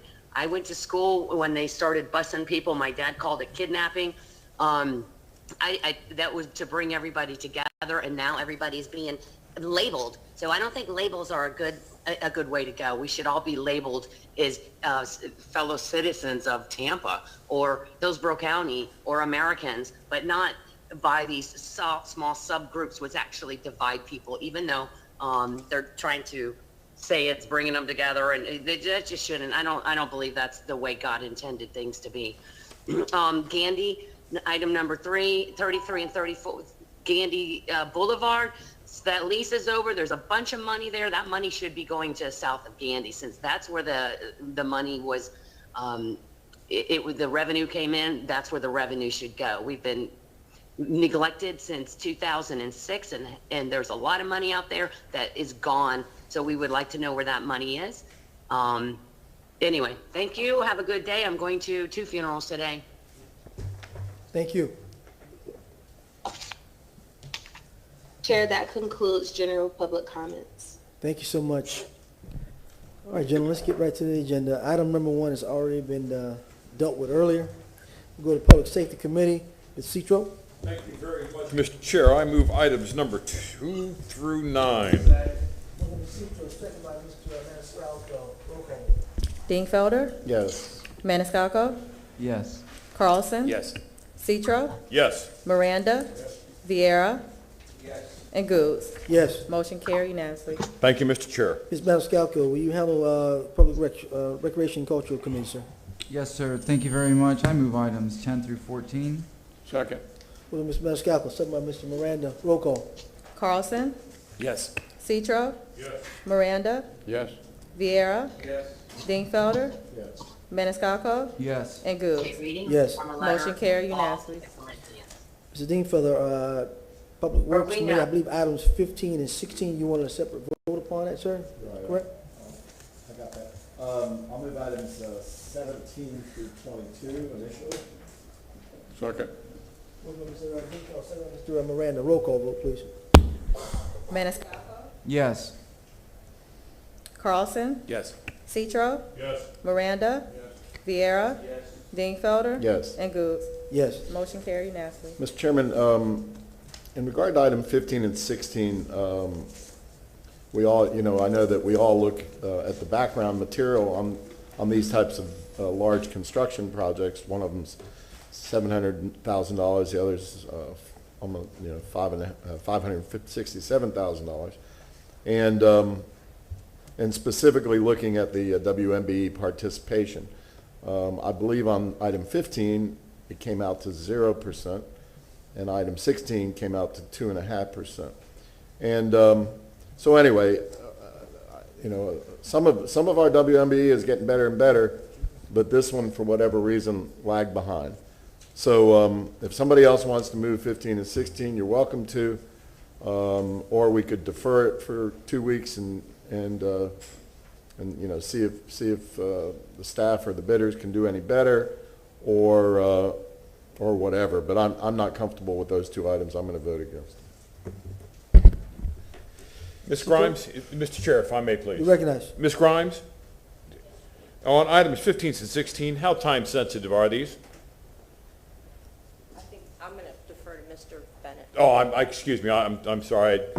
Chief, what's the time sensitivity on these two items? Good morning, Council. Good morning, public. John Bennett, Chief of Staff.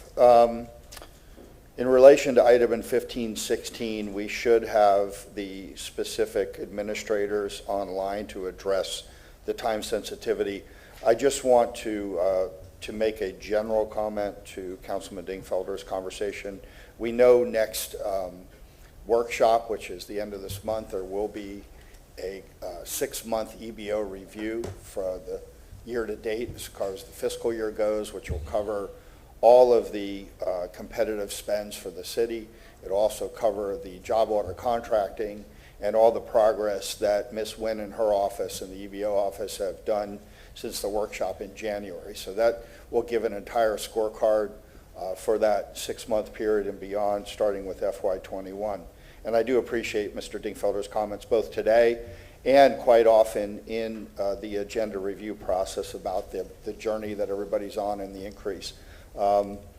So I would ask to see if one of the administrators for these two items is online to speak to their timeliness. Looks like Mr. Baird has popped up. Chief, before we get to Mr. Baird, let me ask a question of you. I got posed this question by some community leaders as well. When we're doing these contracts, and we break these contracts down now, are we breaking it down to where we saying this is much is going for drywall person, concrete person? Are we breaking it down with the subcontractor to see how we getting those numbers and maybe lifting those numbers up as well? Because if you've got this large number and you're breaking it down, it all should be broken down in the category of, if it's drywall you're buying, if it's concrete, painting, whatever, with those numbers. So I'm looking to see an answer for that. Maybe Mr. Baird can answer that. I think that's key with this process. Yeah, again, I will say in general before our Deputy Administrator, Brad Baird, speaks, that we have charged staff with unbundling as much as possible. Again, when we're back at the workshop, as we all know, we're balancing time, quality, capacity, and the opportunity to engage in city contracts, both for procurement and for actual contracting. So staff has been doing what I think is a yeoman's effort to unbundle things. When they get down to that granularity, and Mr. Spearman hopefully will speak to this at the workshop, some of those job order contracts, that's the pure design of that, is to break it down into those small jobs to allow more equal business opportunity to engage. And I do commend council and I do commend staff for looking at these item by item and the granularity, because if you win the item, you actually prevail in the entire EBO system. And so looking at them with that level of granularity at each item and the backup. But I would also say that it's my understanding, and of course, I know the legal department looks at this and we audit it as well, that every contract that comes before you has been done in a legal, ethical, and compliant way to move that item forward. So with that, I'll turn it over to Mr. Just one more thing, Chief. I know you've been a real champion to try to move this thing, but just want to make sure, because I'm hearing that some of the department managers, they're kind of leery of JOC. So I'm hoping that we can get that momentum going so they can start getting on that avenue to start using JOC, and maybe those numbers will be bolstered if they understand it is an avenue to get what we're trying to get to, sir. Yeah, and that's a great comment, Chairman. And the other thing too is, not only Jock, but contract management. When you bundle things, of course, you clearly are managing more contracts. So we're working with staff to make sure that they're empowered to manage those contracts and get everybody engaged that has the opportunity to get the best outcome for the community. Thank you for your leadership. Mr. Baird? Morning, City Council. Brad Baird, Deputy Administrator of Infrastructure. First, I would like to address the two items from a project standpoint before turning it over to Mr. Hart to address the EBO issues. The first one, number 15, is Davis Island Bridge repair and rehabilitation project, where we have before you today a change order to repair spalling and coating. What we found when we sandblasted the bridge in February was that additional corrosion had accelerated beyond the original analysis that was done three years ago. And so the engineer of record in March has recommended that we perform these repairs. Worst case scenario, if we don't, the bridge would need to be shut down, at least during nighttime work. So it's very time sensitive, very important work, and this work is ongoing as we speak. The second item 16, is Hillsborough River Dam remediation, where we're hardening, if you will, the north embankment of the dam with some grouting piers that will reinforce this embankment, which was built 120 years ago. We did do some work already with removal of the trees in that embankment, and this is a follow-up to that work to harden that dam and reduce the risk of failure. So I would urge City Council, both of these items are very important to move forward. And with that, I'll turn it over to Gregory Hart. Thank you. Good morning, Chairman Good and City Council. Gregory Hart, Equal Business Opportunity. Let me respond to one of the questions I believe Chairman Good just asked. We do dissect the scope of projects into tasks and determine what is subcontractable and who is certified, ready, willing, and able to respond to those tasks that we've identified as subcontractable. So yes, sir, we do that. Let me also say in regard to these two projects that goals must be narrowly tailored on the basis of divisions of work that correspond with ready, willing, and able certified MBEs and SLBEs. With regard to 15, now this project had one subcontractable task that aligned with the specialized scope pursuant to DOT guidelines. And the bidder did a yeoman's job with that one task that we identified as subcontractable. They reached out, and as a matter of fact, that task happened to be steel coating. And what we do in EBO is we're fairly liberal when we give the contractors a contact list. And so we provided this bidder, as well as the other, I think there were only 2 bidders on this, because of the specialized nature and the licensing required by DOT. But anyway, so we gave the contractor a list of painters, if you will, knowing that they were specialized, knowing that the scope was specialized. But we didn't want to assume that none of these painters, it was like maybe 15, we gave them a list. They reached out to all of those painters. And we were hoping that perhaps some of those painters did have the requisite licensing to do steel coating. But in fact, so we did give them an opportunity. So in fact, that wasn't the case. And as a result, it yielded no MBE SLB participation. So in that respect, we did all that we could possibly do to create an opportunity, understanding it was a specialized area of work. The contractor, with our support, did contact any and all painters to see if they had the requisite licensing to do so. So that was the result of 15 with the bridge repair. In regard to 16, similarly, this project had 3, I believe it was, subcontract categories of work. And we set a goal on that based upon those 3 subcontractable areas and firms that are ready, willing, and able to respond to that. And so the goal that was set was 2%. Well, the contractor did his outreach, contacted those folks that we said at a minimum they needed to contact, and netted a BBE firm that would assist with some of the earthwork and other areas, and that represents about $12,000 and or 2.11 or 2.2% of the goal. So it actually met and exceeded the goal that we were able to set based on the ready, willing, and able methodology that we must use. So we're not able to sit back and just arbitrarily set goals and while 10 or 15% certainly sounds good, that would have been arbitrary because the scope of work just wasn't there. 2% goal was set, and we yielded 2.1, 2.2% with a BBE firm. As Chief Bennett made mention, we are tracking, if you will, council's agendas throughout the fiscal year. And we're looking at this in terms of the long haul. There are going to be agenda items and there's going to be contracts that are going to yield tremendous participation based on the scope and the firms that we have certified. And there will be others where opportunities will be fleeting or just not existing within the scope.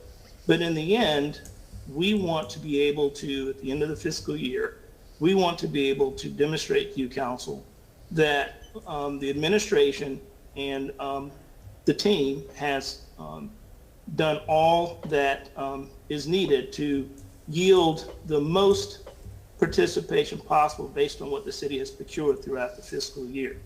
And if I may share my screen, I'd like to show you how we're faring thus far. Oops.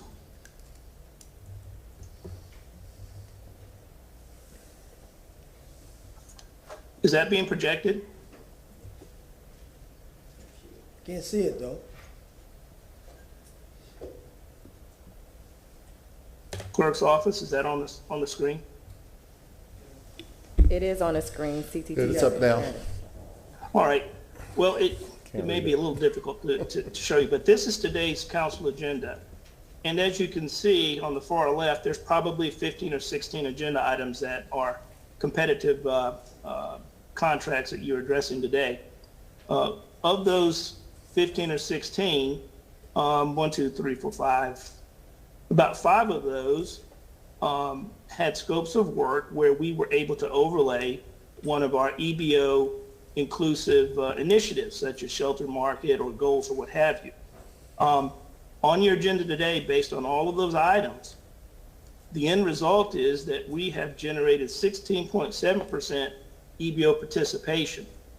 And at the bottom of that matrix, you will see on this particular agenda, the distribution of that participation by ethnicity and small local business. Now that's just today's agenda, but let me show you where you as council and we as the administration are going in terms of the fiscal year.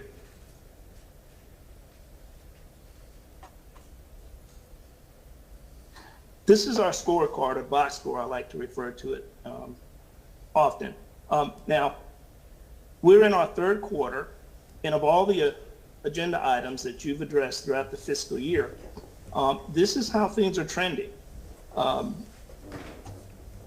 We're almost, I guess, 2/3 way through our 3rd quarter, and to date, we are yielding 17% EBO participation. As you can see, our BB participation is leading the pack with 7.5% to date. This is from the beginning of the fiscal year to your council agenda today. Our HBEs are at 3.4%, ABEs at 0.4%.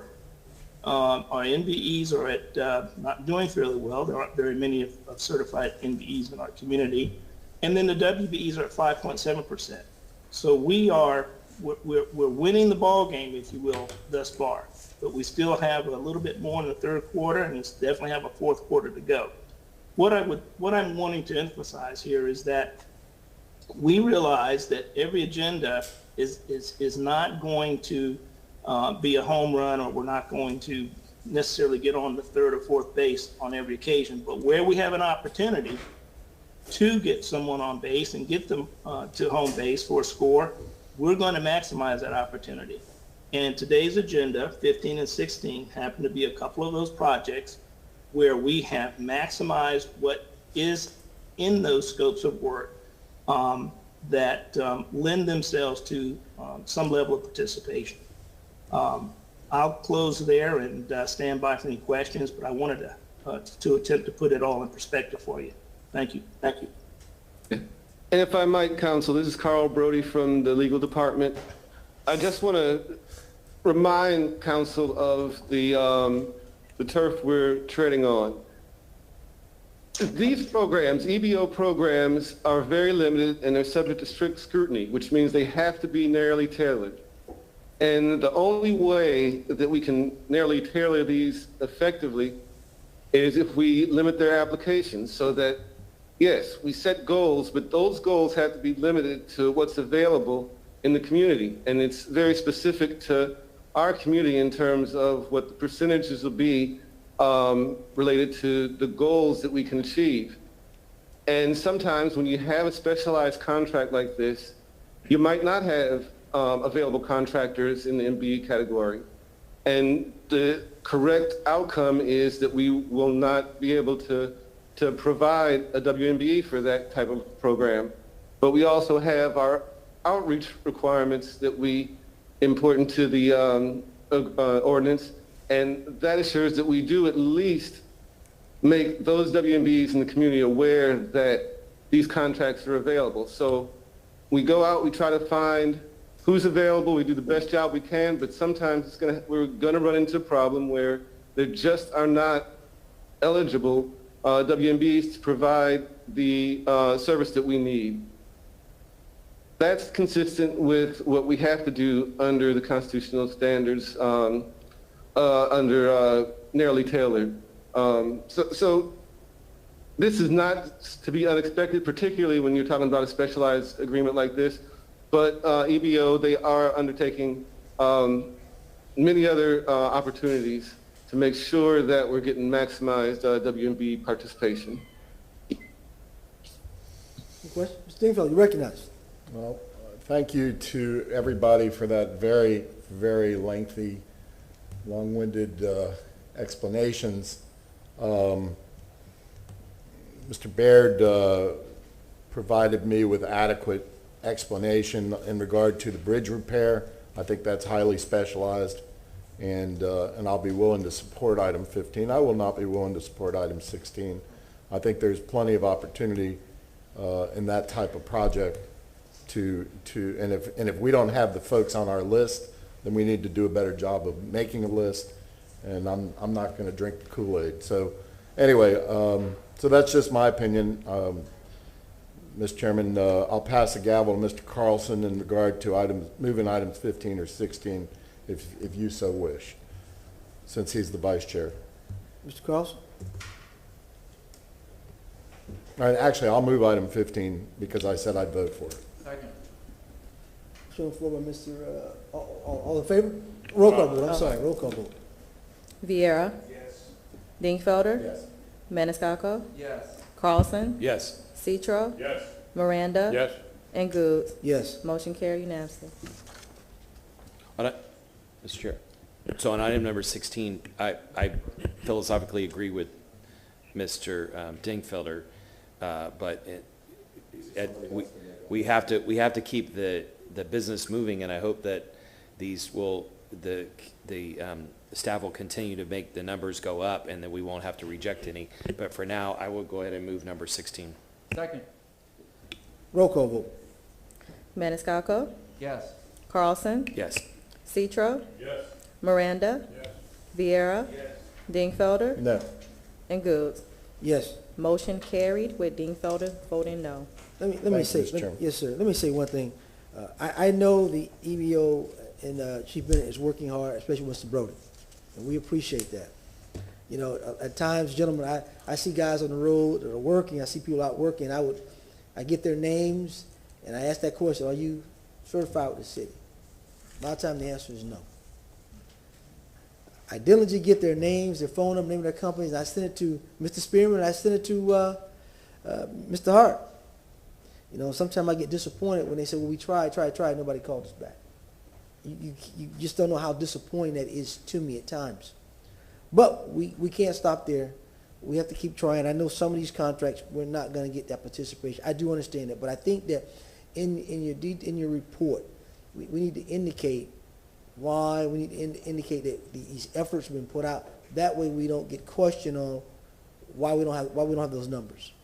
So I think maybe the report needs to be have a little more meat into it, Mr. Brody, and that way, council isn't asking that kind of question. Well, why isn't it, or what happened? Versus us have to call, and I think in some of your phone calls too, if I could say, well, this is a specialized circumstances. We went through our list, we checked ourselves in the list. There's nobody capable of doing that job but this, and that's why we couldn't get that participation. I think that's the main factor when you're looking at some of these contracts. Chief, I see you standing up. You have questions? John Bennett, Chief of Staff, just a couple of quick comments. Thank you, Chairman, for that feedback. I will say that if any council or any public run into an opportunity to get somebody certified and they get feedback that there was complications or barriers, then get that to my office and I will personally walk through that with Ms. Wynn's office and down to Mr. Hart's office. Secondly, I'd like to also make a comment that back during the workshop, Councilman Miranda, supported by, I believe, Councilman Dingfelder, talked about the city helping overcome some of these barriers as it relates to insurance and other things. And I know that staff is willing, so maybe we could rediscuss that at the workshop here coming up at the end of the month to help some of these startups and small groups get certified and covered in the initial phase of their entrepreneurship. Thank you, Chief. And on that note, I know Mr. Brody, I've been in contact with him in reference to a couple of issues, in reference to bonding and liability insurance. And I know he's been working with some of those folks in the community in reference and had a couple of meetings. So I'm hoping that we're kind of moving the ball down the field on that to make sure those folks get an opportunity as well and get into demand and be able to be on a list. So again, I don't know, we have the bond situation going on, Mr. Dingfelder. Where are we at with that? We've been working with the staff. Anybody in reference to doing that? Not that I'm aware of. Okay. But maybe that goes on that laundry list for that workshop. Mr. Miranda, you recognize. I believe Dingfelder's second. I made a motion sometime back, and I'm sure that Mr. Bennett has alluded to it now. That was when you are qualified to do a job. That doesn't mean you're going to get the job because it comes with other items that you may not have the capital to do. Certainly, you got to have a bond, performance bond. You got to have a financial operation. You got to be able to pay for your workman's compensation, and you ask 99% of the public, they don't have none of that. And I'm not being disrespectful to all the 99% of the public, but what the motion was originally that I made was that we work with the administration, that they take the lead in securing these things, and when payment is made to that subcontractor to do the job, then those items are subtracted from the payment to pay for the bond that he or she didn't have, and that's what I think Mr. Bennett was alluding to. City Council, Osea Wynn, if I may jump in, I'm not sure if if you can see me or not. You recognize. Yes, so we have taken the lead on identifying opportunities for both bonding and insurance. And when the request came from council months ago, we started the research and investigating what that will entail and involve. And during the workshop next week, we will report on some of the findings and observations. So I just wanted to say that we have made progress in that area. Nothing solidified just yet, but we have made progress in that area. Well, thank you, 'cause I know some of the other government agencies are doing these type of things, so we need to reach out to them as well to see how they're doing it. I know Mr. Brody is well rehearsed on a lot of these issues. I'm glad we have him aboard because he's been a wealth of knowledge and teaching me some things that I didn't know and kicking that ball down the field. So again, we thank staff for the work. We still got a little ways to go, but again, we appreciate all the efforts. Yes, sir. We'll move on. Mr. Carlson, can you move items 32 through 39, sir? I think 38. No, it's, 23. That's me, Mr. Chairman, I believe. Yes, sir. Item 23 to 31 are moved. Move, Mr. Citro, second. Roll call vote. Citro? Yes. Miranda? Yes. Vieira? Yes. Dingfelder? Yes. Maniscalco? Yes. Carlson? Yes. And Goods. Yes. Motion carried unanimously. Mr. Chair, on, the next one is coming up to me. On item 38, I was reminded by Jean Stromeyer's comments this morning that she sent us a very long email about number 34. And if there's somebody, I apologize to dump this on the last minute, but if Mr. Bennett or somebody could just answer the question that she kind of asked, is this at, can somebody assure us that lease is at market rate? She did a lot of research on the What number 34. Oh, it is a 30. It's a submerged land lease, I assume, for a boat slip or something like that, but He may have to get somebody on the line, so if we want to, could I just move, if you all don't mind, and I apologize, her comments reminded me of this. Could I just move items 32, 33, and then 35 through 39? Second. Bill, if we could, 33 and 34 look like they're together. they are. Yeah, okay. So 32, and then 35 through 39. Second. Mr. Dingfelder, second by Mr. Maniscalco. Roll call vote. It will be Carlson. Carlson, I'm sorry, Mr. Carlson. Mr. Dingfelder, seconded. Miranda? Yes. Vieira? Dingfelder? Maniscalco? Yes. Carlson? Yes. Citro? And Goods. Yes. Motion carried unanimously with Citro being absent at vote. And Mr. Chairman, we're going to hold that for staff reports? Yes, And is sir. that your Mr. request, Bennett gets Councilman that on. Carlson? Thank you. All right, let's go to item number 40. We'll go into staff reports. Number 40, Mr. Vieira. We'll go into staff reports, but 41 and 42. Mr. Shelby, he'll need to read those, correct? Did you move number 40? I'm sorry. That's going to be pulled for staff reports. We're holding number 40. 41 and 42 are on your consent docket for items being set by council consent. All you have to do is ask somebody to move the two resolutions without comment. And Mr. Maniscalco motioned it. Is there a second? Second. Second by Mr. Miranda. Roll call vote. Dingfelder? Yes. Maniscalco? Yes. Carlson? Yes. Citro? Miranda? Yes. Vieira? And Goods. Yes. Motion carried unanimously with Citro being absent at vote. Mr. Dingfelder, you recognize. Thank you, Mr. Chairman. And I just wanted to state for the record, I know that we've had a few calls and contacts about 41 and 42, the brownfield issues. I think that's, 41 brownfield. So I just wanted to say, anybody who's listening and watching, that what we've done today is merely to set the public hearing. That's just a ministerial task that we really don't have any options about. We are now setting public hearings for June 3rd, and then June 24th on the first one. So that if people want to actually speak to the merits of that brownfield on item 41, for example, that's when they can come and do it. Okay. I saw Mr. Miranda's hand first. I'll go Mr. Carlson. Yeah, and along with Mr. Dingfelder said on 42, that is not a new tax. That's the tax that was passed by the taxpayers back in September of '96 for a 30-year tax of half a penny sales tax to fund certain items.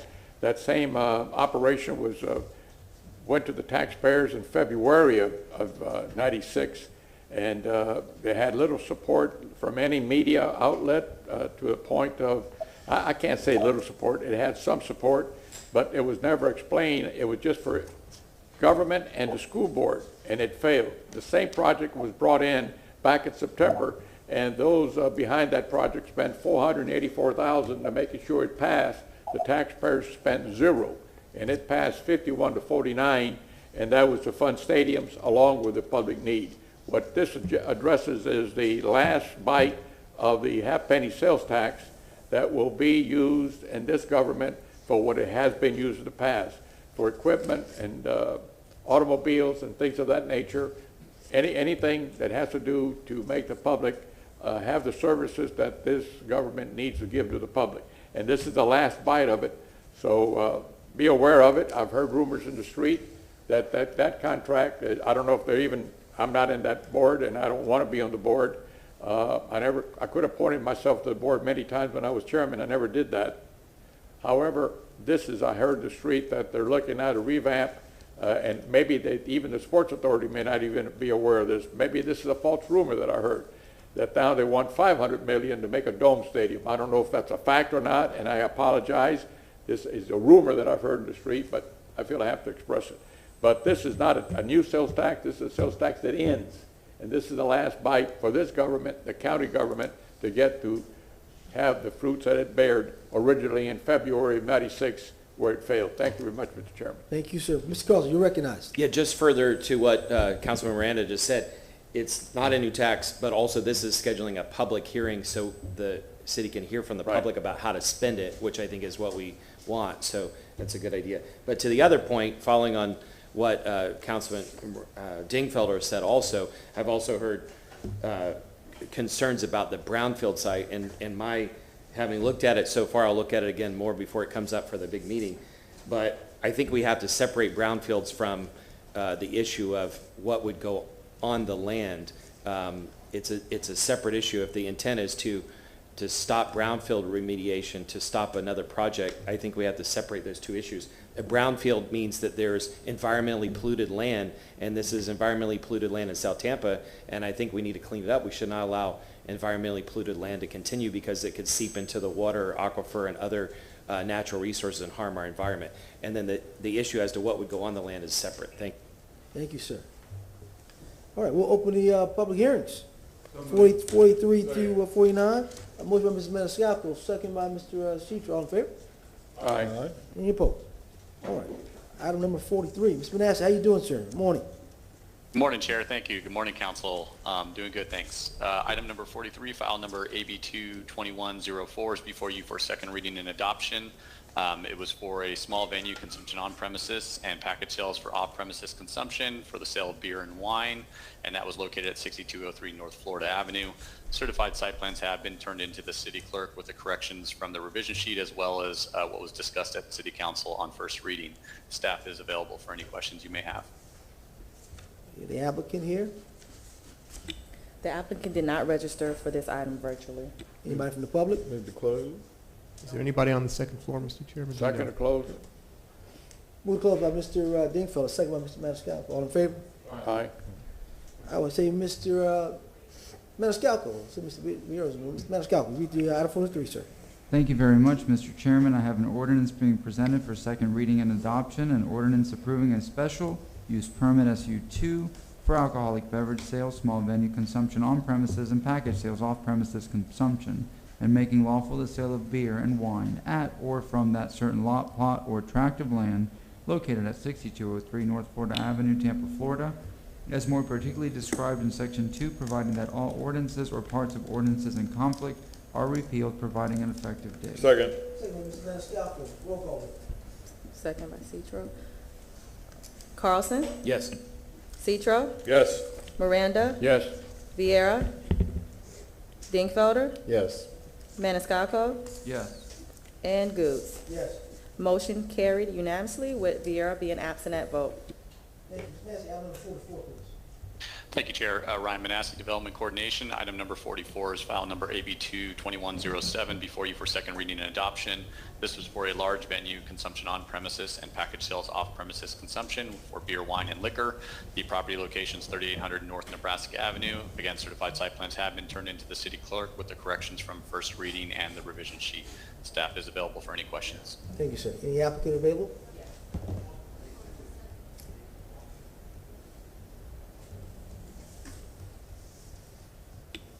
Tyler Hudson, there he is. I'm sworn in. You be sworn in, Mr. Hudson? Please raise your right hand. Do you swear or affirm that the testimony that you're about to give is the truth and nothing but the truth? I think you're muted. I'll get used to that eventually. Tyler Hudson, 400 North Ashley Drive. Good morning, council. Appreciate your unanimous support of this application at the last hearing. I just want to touch on a few points. First, there were 3 suggested changes that council made regarding limiting sound limits, amplified sound to 10 p.m., which we've updated, limiting the hours of operation, which we've made that change, and also prohibiting any vehicular turns into the neighborhood. But perhaps most importantly, Chairman Goods, you might recall that there was a neighbor who expressed some concern about this project. We think perhaps based on a misconception that this was going to be a liquor store. And my client did meet with Miss Vicki Bernaldo, gave her and her daughter a tour of the facility, and my client has informed me that her concerns have been addressed and resolved. So I wanted to make sure that we let council know about that. I have nothing further, but I'm happy to answer any questions that you might have, and would appreciate your support again tonight, this evening. Thanks. Thank you, sir. Do you have any applicant, anybody on the second floor? No one registered for this item. All right, move close. So move. Second. Mr. Miranda, second by Mr. Maniscalco, all in favor? Aye. Mr. Carlson, would you read about item number 44, please?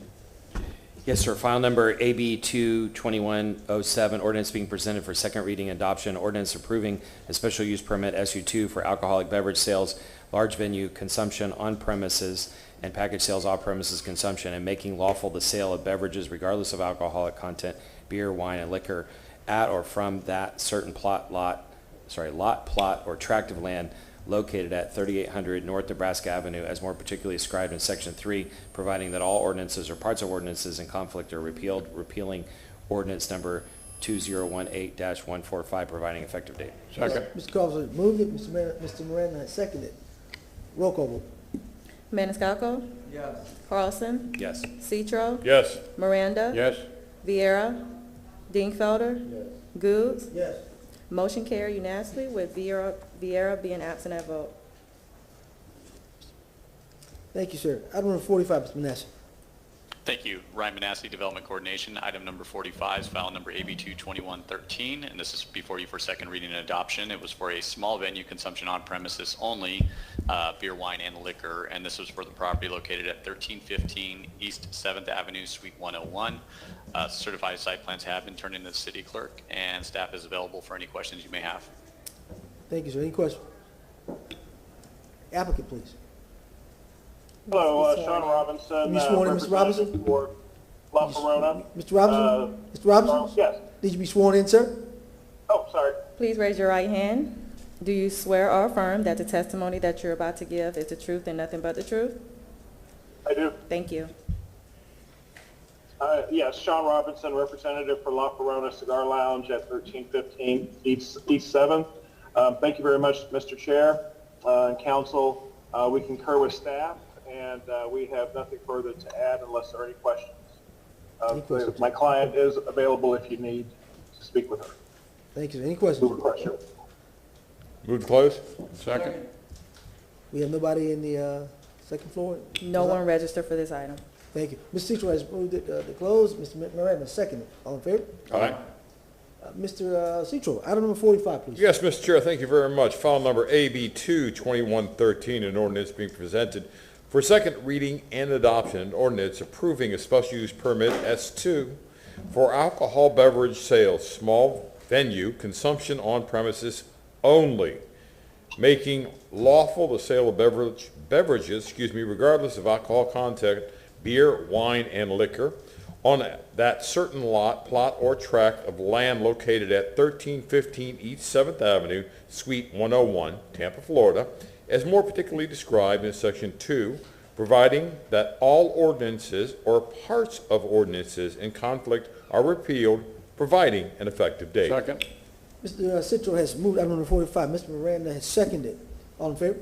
Aye. Roll call vote, I'm sorry. Dingfelder? Yes. Maniscalco? Yes. Carlson? Yes. Citro? Yes. Miranda? Yes. Vieira? Yes. And Goods. Yes. Motion carried unanimously. Nancy, item number 46, sir.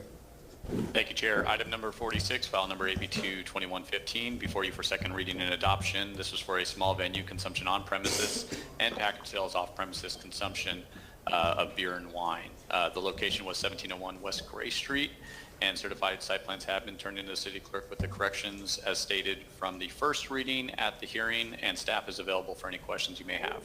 Thank you, sir. Do we have any questions, gentlemen? Do we have an applicant? Do you swear or affirm that the testimony that you're about to give is the truth and nothing but the truth? Yes. Thank you. As staff explained, our client was more than happy to agree to the conditions of the hours of operation and the noise or after 10 p.m. being cut off. So other than that, no changes were made, and we're here for any questions. Thank you. Any questions, gentlemen? Do we have anybody registered? No one registered for this item. Move to close? So move. Mr. Miranda has moved to close. Second. Second by Mr. Citro. Roll call vote. Mr. Chairman? I'm sorry. All in favor? Aye. Any opposed? Mr. Dingfelder, number 46. I jumped ahead of myself. Sorry about that. Yes, Mr. Chairman, no problem. In regard to file AB 2115, I'll move the following ordinance for second reading and adoption. An ordinance approving a special use permit S2 for alcoholic beverage sales, small venue, consumption on premises, and package sales, off premises consumption, and making lawful the sale of beer and wine at or from that certain lot, plot, or tract of land located at 1701 West Gray Street, Tampa, Florida, as more particularly described in Section 2, providing that all ordinances or parts of ordinances in conflict are repealed, provide an effective date. Second. Mr. Dingfelder has moved it. Mr. Maniscalco has seconded. Roll call vote. Miranda? Yes. Vieira? Yes. Dingfelder? Yes. Maniscalco? Yes. Carlson? Yes. Citro? No. And Goods. Yes. Motion carried with Citro voting no. Item number 47. Thank you, Chair. Ryan Manasky, Development Coordination. Item number 47 is file number REZ 21-18. It's before you for second reading and adoption. This was a rezoning request for 3724 West San Pedro Street. The rezoning was from PD Plan Development to PD Plan Development for Office Business Professional. Certified site plans have been turned into the city clerk with corrections made, and staff is available for any questions you may have. Thank you. Any questions, gentlemen? All right, we have an applicant. Yes, sir. I'm on the second floor. You sworn in? Yes, sir, I have been. Steve Michelini, I'm here on behalf of the petitioner. We've made the corrections as requested and stipulated by in our hearing previously. It's been certified by the city staff, and we would appreciate your consideration and supporting the second reading. Any questions, gentlemen? Do we have any registered speakers? Anybody on the second floor? No one is registered for Move this to item. close. Mr. Miranda has moved to close. Mr. Citro has seconded. All in favor? Aye. Any opposed? Mr. Miranda, read item number 47, sir. Being presented for second reading and adoption. An ordinance rezoning property in general vicinity of 3724 West San Pedro Street in the city of Tampa, Florida, and more particularly described in Section 1 from zoning district classification PD, Plan Development, Office, Business, and Professional to PD, Plan Development, Office, Business, Professional, providing an effective date. Mr. Miranda has moved it. Mr. Citro has seconded. Roll call vote. Vieira? Yes. Dingfelder? Yes. Maniscalco? Yes. Carlson? Yes. Citro? Yes. Miranda? Yes. And Goods. Yes. Motion carried unanimously. Thank you, council. Thank you. Item number 48, Mr. Vanessa. Thank you. This is Ross Sammons with Development Coordination, Okay. City of Tampa, presenting file number VAC 21-05 for second reading and adoption. It's a request for an alleyway vacating located south of Curtis Street, north of Hilda Street, east of North Boulevard, and west of Clearfield Avenue. Specifically, it's 602 and 604 West Curtis Street. Thank you. Thank you. We have an applicant there. We have, all right. He's sworn in. Please raise your right hand. Do you swear or affirm that the testimony that you're about to give is the truth and nothing but the truth? Thank you. Let IT know the screens on the desk is not working.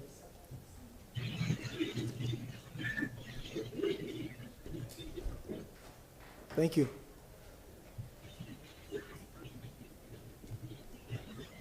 You sworn in, sir? You sworn in? Okay. Can you hear us, sir? Yes. All right, we're ready. Yeah, I'm just here on behalf of both 602 and 604 Curtis homeowners, if anybody has a question. Any questions? Thank you. Do we have anybody on the second floor or anybody registered? No one is registered for this item. Move to close. Second. Move to close, Mr. Memoranda. Second by Mr. Maniscalco. All in favor? Aye. Any opposed? Motion carried. Mr. Vieira, item number 48, please, sir. Yes, sir, Mr. Chair. Thank you, sir. I move an ordinance being presented for second reading and adoption. An ordinance vacating, closing, discontinuing, and abandoning a portion of right-of-way alleyway located south of Curtis Street, north of Hilda Street, east of North Boulevard, and west of Clearfield Avenue, within the revised plat of Spring Heights, a subdivision in the city of Tampa, Hillsborough County, Florida, is more particularly described in Section 1 hereof, subject to certain easement reservations, covenants, conditions, and restrictions, as more particularly set forth herein, providing an effective date. Second. Thank you, sir. Mr. Vieira has moved it. Mr. Maniscalco has seconded. Roll call. Carlson? No. Citro? Yes. Miranda? Yes. Vieira? Yes. Dingfelder? Yes. Maniscalco? Yes. And Goods. Yes. Motion carried with Carlson voting no. All right, item number 49, our last item. We have email for Move to withdrawal. strike pursuant to the petitioner's request. Motion to accept the withdrawal, please. I'm sorry, Mr. Withdrawal. Chairman. Mr. Dingfelder has made a motion to withdraw. Second. Second by Mr. Miranda. Roll call. Citro? Yes. Miranda? Yes. Vieira? Yes. Dingfelder? Yes. Maniscalco? Yes. Carlson? Yes. And Goods. Yes. Motion carried unanimously. I think the only item we had is 40. 40 was going to be for staff reports.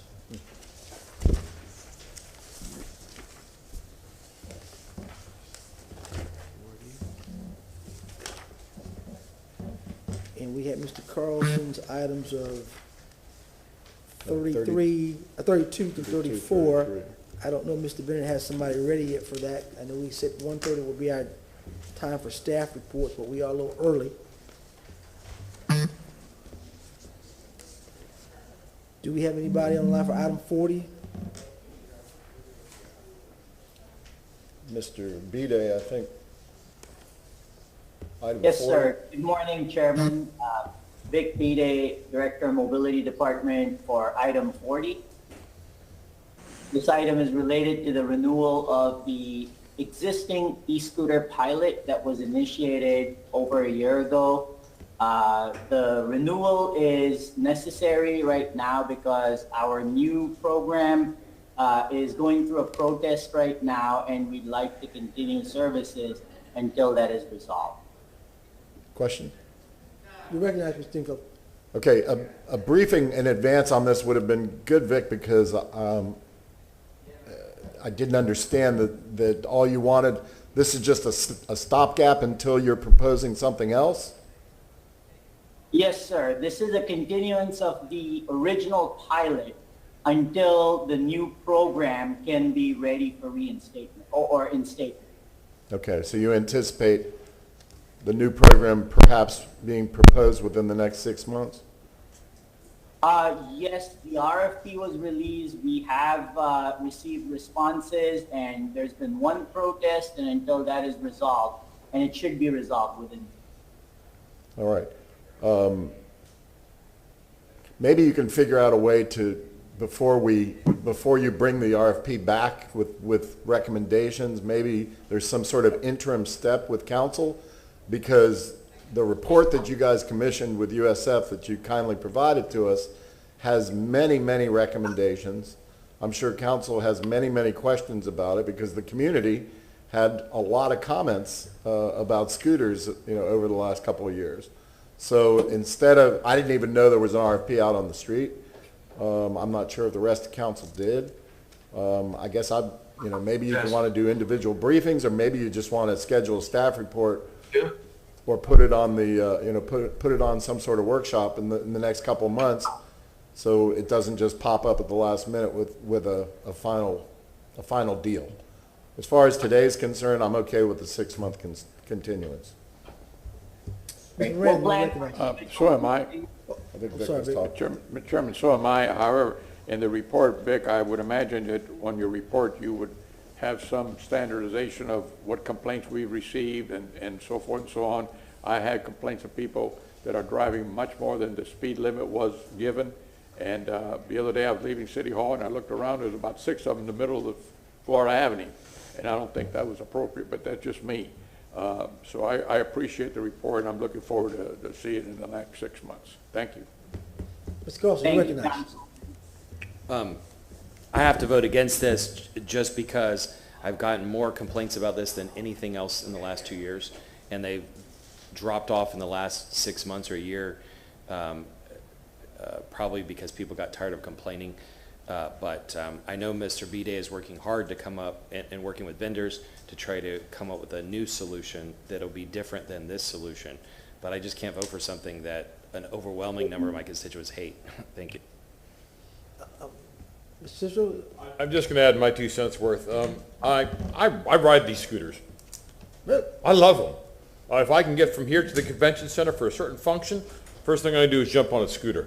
Yes, I too have also heard complaints, mostly from people who are trying to walk on sidewalks while scooters are trying to whiz by them. I believe Councilman Maniscalco and I were walking to the convention center and had to step off the sidewalk so scooters could go by us.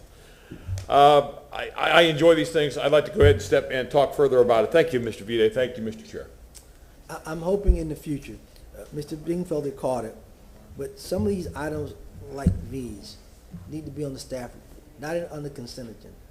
I mean, this is an issue that people are talking about all the time about these scooters.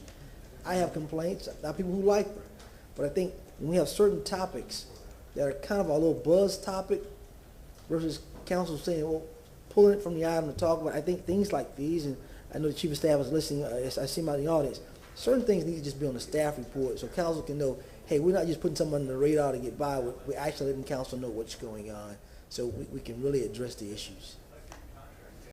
But I always appreciate you, Vic. You're always responsive. You always do a good job for all these councilmen. So I have to give you that prop all the time because you do work hard. We appreciate you. Thank you. And Chairman, if I may, we'll be happy to do briefings with council as we usually and oftentimes do when this comes up with council. But rest assured, the report that we've shared will reflect that we've reached out to more than 1,400 people, users and non-users, across genders, across incomes, to get feedback from the original pilot.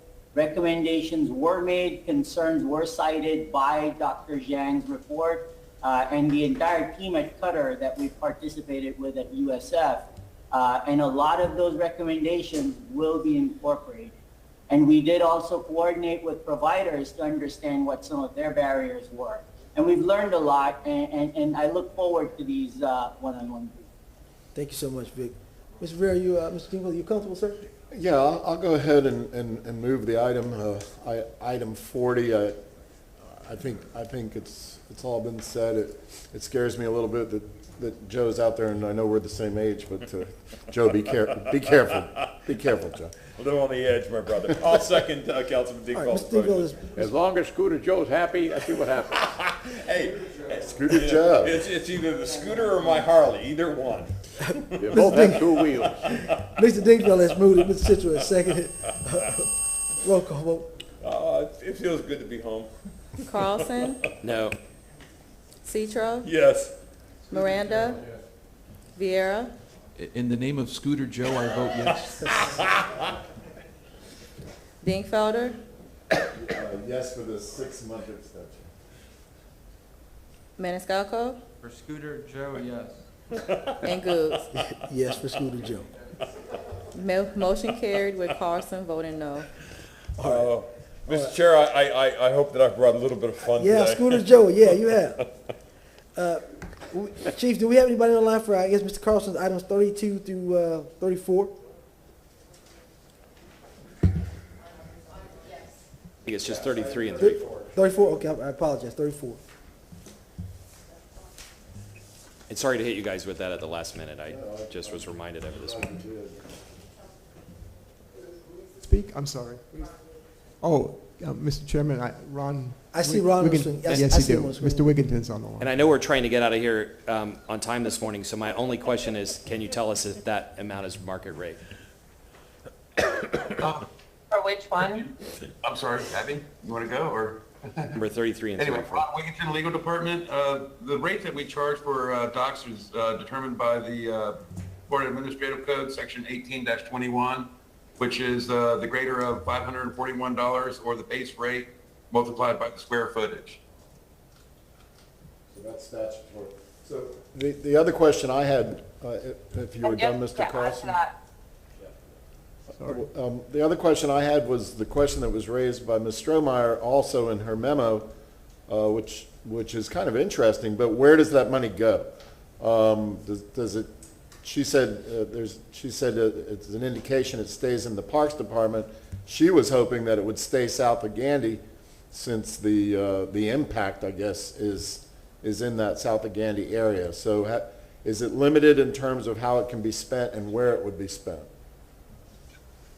This is Abby Philly. Is that for item number 33? 33, 34. Well, 33 is the dock that's behind the manor at Riverwalk. So that is not south of Gandy. Okay. So I'm confused by that question a bit. And It this said- is. 33 amendment says to the- located at the east end of Gandy Bridge in the title. That's what it says on our agenda, so maybe that's part of the confusion. You have to trust me, Abby, that's what the agenda What I says, decided, 33. I apologize, this is for item number 34 and not item number 43. Try it again, Ron. So the dock that we just spoke about, where Ron informed you of the rate that's governed by the Florida Administrative Code, those were both in relation, and the information I'm providing is in relation to number 34, which is the 202 South Parker, which is the dock that is located behind the manor at Riverwalk. Okay, what happens to the money that comes into the city? I believe it is a lease payment and goes into the general fund. Okay. Fair enough. And is there money associated with 33? 33 was a lease agreement that the city had with VIA during the construction of the Crosstown extension, and it was for a laydown area that was utilized during that construction.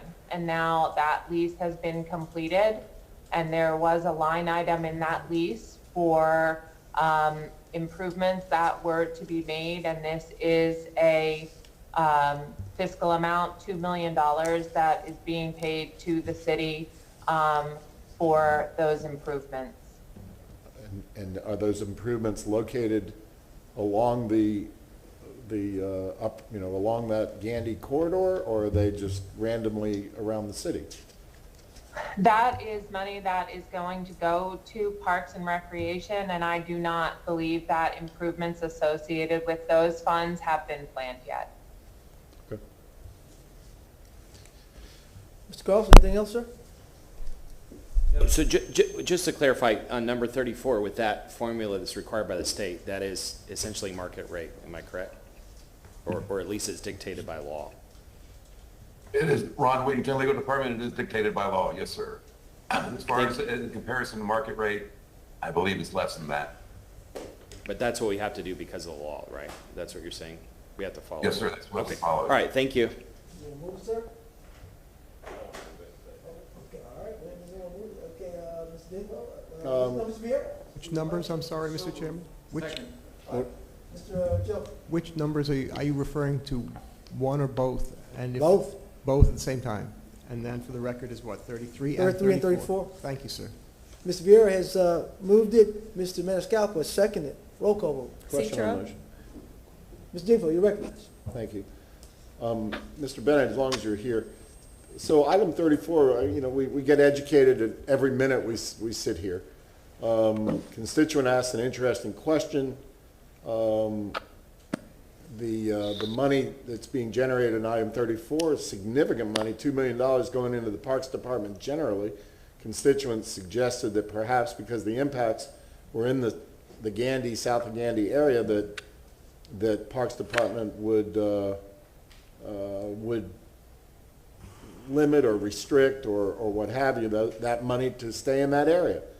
I'm not going to hold up these two items to move forward, but maybe at some future date, come back to us and give us your thoughts on that. Okay, thank you, Mr. Chairman. The move by Mr. Viera, seconded by Mr. Maniscalco. Roll call vote. Citro? Yes. Miranda? Yes. Viera? Dingfelder? Yes. Maniscalco? Carlson? Yes. And Goode. Yes. Motion carried unanimously. All right, we'll go to staff reports with item number 50, administrative updates. Chief, like we talked about, we do have a little time. We know we said 1:30. You want to go ahead and proceed? No, I believe staff is ready to make sure that council can keep moving, so Okay, if you're sir. ready. On administrative updates, just a quick introduction. First, thank you for continuing to accommodate that opportunity to update council on some progress. Interesting enough that today, because of the mid-year update, there was two items that council, and I eloquently remember those during the passage of the budget for FY21, that council brought forward, and I just think that it's important that staff gives you an update on that today. One discussed the, matter of fact, Chairman Goods, I think this was your item in the budget, was the notion of exploring a chief diversity officer. And we have today Osea Wynn to give you an update, and we had asked council to be patient and look at the programmatic side of that, and we spoke specifically about recruiting the best and brightest to have an opportunity to work in the city. We've also talked about the opportunity to increase our training and awareness as it relates to equality or equity and diversity and inclusion. And a lot of us just went through the USF program, which was 7 modules, and graduated from that. So it's a special shout out to USF for hosting that program. And then lastly was accountability.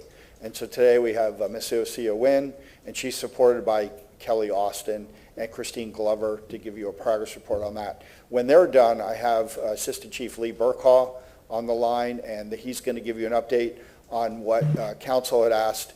And I specifically remember Councilman Dingfelder bringing up the mental health program, and TPD has worked very hard for the past 6 months. And congrats to Chief Dugan and working with Mr. O'Hara's office, and of course supported by the mayor on bringing that forward as well. So we'll have 2 brief presentations on that for administration updates. So I will turn it over to Ms. Wynn. Good morning, Council. Osea Wynn, Administrator of Neighborhood and Community Affairs, as well as the City of Tampa's Diversity Officer. I'm not sure what's wrong with my video today, but I hope that each of you can hear me clearly. As the Chief of Staff has mentioned, Chief Bennett has mentioned, we're here today to provide an update for our mid-year review on the status of our Chief Diversity Officer in the program. When this was brought before several months ago in collaboration with celebrating what will a Chief Diversity program look like, as Chief Bennett has mentioned, we were considering both the programmatic functions that will lay the framework of the program versus hiring a FTE right on the spot. We wanted to make sure that we understood what challenges lie and where those challenges lie, and then the opportunities that we have to overcome them. And looking at the programmatic areas, I have several of my colleagues on board or well ready to provide updates. Both Kelly Austin, who will provide an update on what we've done for recruiting, as well as for training, as well as with Christine Glover, who will provide an update on accountability and with some exciting news that we have to move the needle in that area. So at this point, I'll ask Kelly Austin to weigh in and to provide her updates, and we will proceed from there.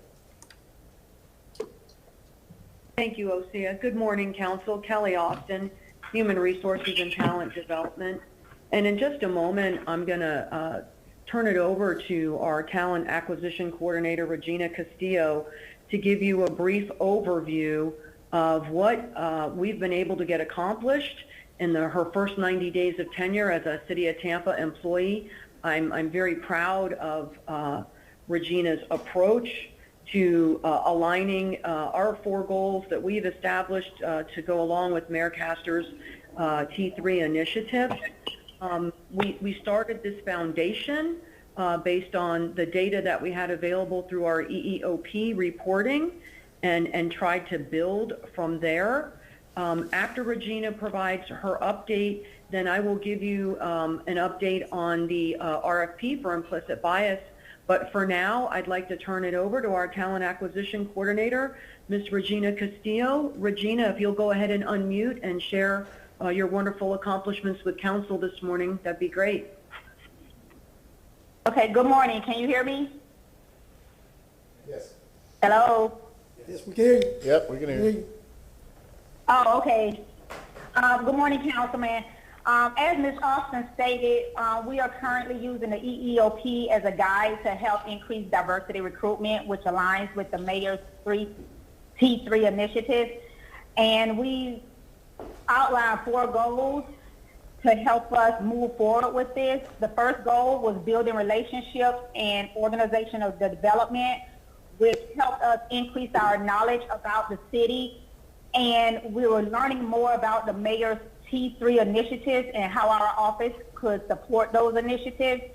We reviewed additional department data as well as community data to better understand how the city does business through interviews, observations, visiting with internal city employees as well as departments, local businesses, the community, residents, and grassroots organizations. We also had the opportunity to review the policies and the procedures, the current practices, civil service rules, and the city's charter.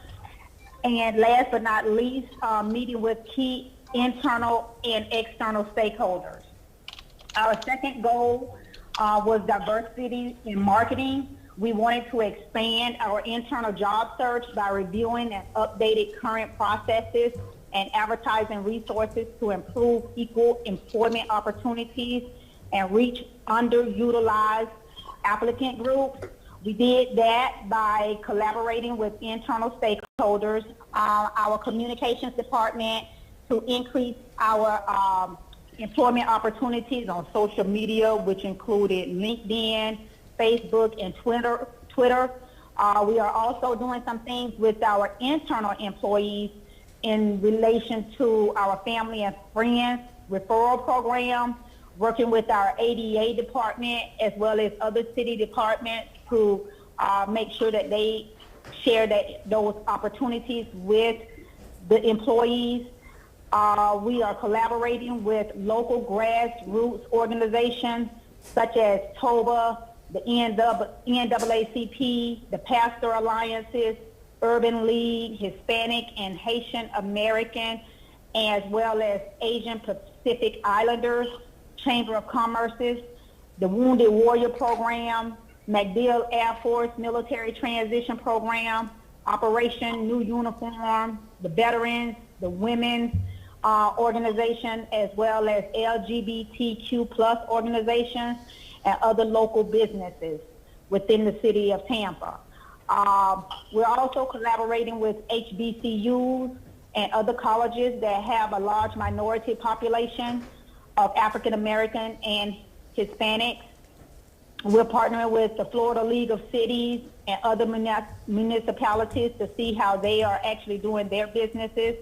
And we're attending various community as well as state conferences, trainings, workshops to help us understand the candidates that we are recruiting, such as trauma-informed, psychological safety, recruiting in a pandemic, mental health first aid, as well as the aging workforce. Goal number 3 was community engagement and partnerships. We are looking at increasing visibility within the community and establish partnerships in order to increase our diverse applicant pool, which consists of partnering with Career Source Tampa Bay with their summer job connection, as well as their year-round program that is a paid work experience, their think tank sessions. We're also partnering with the Hillsborough County School District CTE programs to participate in information sessions, career fairs. We're also doing that with Operation New Uniform, the Wounded Warrior Project, as well as USF. We're participating in local events to network, such as Black History programs, Haitian Flag Day, the Asian American Conversations, Tampa Bay Women's Expo, the LGBTQ+ acronym workshops, and monthly ADA Alliance meetings. And last but not least, goal number 4 is our talent management, how we plan to increase our partnership with local businesses to explore workforce needs and develop additional entry-level opportunities. We've been meeting with our workforce development director to determine our organizational needs, researching apprenticeship, mentoring, internship, and volunteer programs with the Hillsborough County School District CTA programs, the local colleges, so that we can work with our fire rescue, our solid waste, and parks and recreation department. And last but not least in this area is looking at funding programs that will help us increase our female population in non-traditional fields like construction, solid waste, wastewater, water, the police department, the fire department, our fleet management department, and IT. Thank you. Thank you. Thank you. Thank you, Regina. And Council, I'm sure you can hear the passion. Regina has really dug in and is looking for every possible opportunity for us, and we are very much appreciative of that. Very briefly, I want to also update Council on how we're doing with our diversity and implicit bias awareness training. As you know, we've endeavored on expanding the training that the city conducts, and that has been a labor of love. We've been working essentially, Kay Hunter, Carl Brody from the City Attorney's Office. I want to thank the City Attorney's Office for their help. We've been working very closely with Greg Spearman's organization, so thank you. In anticipation of preparation of the implicit bias RFP that is set to go out, we conducted a listening session with some community stakeholders back in March. And Chief of Staff, myself, Ms. Wynn, Carl Brody, Kay Hunter, and Lita Putney attended that session to hear from different stakeholders in the community on what their thoughts were on what we were trying to craft. We got great suggestions and feedback for program content and built that into our RFP. I am very excited to say that our RFP opens on June 9th, and we look forward to getting some great proposers and being able to evaluate and secure an outstanding training program that the city can then move forward with. And I will now turn it over to Ms. Christine Glover. Thank you, Council. Good morning, Christine Glover, Director of the city's Internal Audit Department. I wanted to go over the fraud hotline and how it currently works. Currently, this is an internal-only hotline, and we have the number posted throughout the city. Each audit that we do do a fraud questionnaire, and that includes asking knowledge of the fraud hotline and providing information for posting if management is unaware. We currently use a vendor, so employees can call into that number and remain anonymous. And then they can check back to determine the status of their concern. And if we need additional information, we can leave messages with them with the vendor. The vendor receives a call and sends an email to internal audit. We have a matrix to determine how each issue should be handled. And we make a recommendation to the chief of staff. It may be a HR issue or something that we need to refer back to management, or it may be a fraud that we should investigate as internal auditors, or it's something criminal, we may refer it to TPD. But we have a matrix for that. We draft a memo that we send to the chief of staff, and then we follow through the resolution. We have to leave a message with the vendor how the issue is finally resolved. Now, I think the plan is to go from just a fraud hotline to a fraud and disparity hotline. And what we would have to do is update the matrix at that point. And for any disparity issues, a task force would be put in place, and any issues or concerns would be referred to that task force. And that task force would include the chief of staff, HR, Director WIN, internal audit, and a legal representative. But nevertheless, the process would still be the same, where calls can come in and the individuals can remain anonymous. Yes, receive periodic updates and the final status or resolution of the item. Subject to any question, that completes my report. So, and a couple of final things, comments, council. The way that we're planning on socializing this throughout the organization is that we're entertaining creating a video that explains what disparities are, what constitutes the lack of diversity and inclusion. And the video will also highlight the hotline and the availability of the hotline, not only for fraud, but for disparity. And then one final comment that I would like to make is I think it's fitting that today we are talking about this and briefing you on the city's first inaugural Asian American and Pacific Islander celebration that will be held this evening from 4 to 5 p.m. in the courtyard between City Hall and Old City Hall. So if you are available, I would ask that you will attend and participate in this event as we celebrate the inclusion of all, not only city employees, but employees within the city of Tampa. That ends our report, and we're ready to entertain any questions. Gentlemen, any questions? I know I have a bunch of them. Anyone else? Lead the way. I appreciate all of the information that was given, and it was a lot of information. I'm just curious about who's doing all this work, though. Because when I hear employees talk, I just want to know how many people in the city, employees, even though we have a chief diversity officer. That'd be my first question. And I'm not saying anything. I talked to chief of staff about this over lunch. No one really knows we even have a chief diversity officer. I'm just going to be blunt and frank with that. We got to be a better way of communicating that. Also, what mechanism for employees to make complaints? I didn't hear anything about that.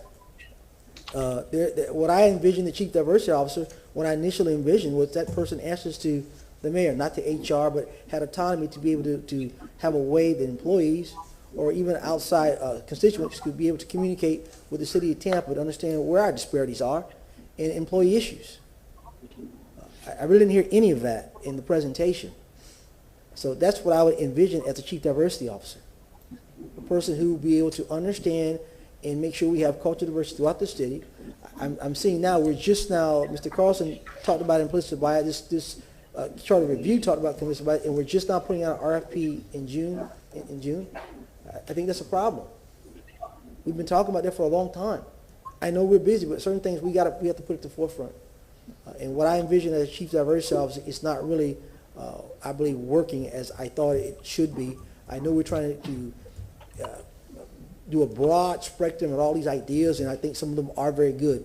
But I think the nuts and bolts is we have to have a mechanism that employees and citizens can make concerns and complaints so they can be looked at on a non-biased, unbiased effort versus because some employees can go tell a supervisor, or go tell somebody, then now they're ostracized or they're blackballed. I'm just going to be frank with that. And I think you have to have a person who is away from everyone else to be able to have an unbiased view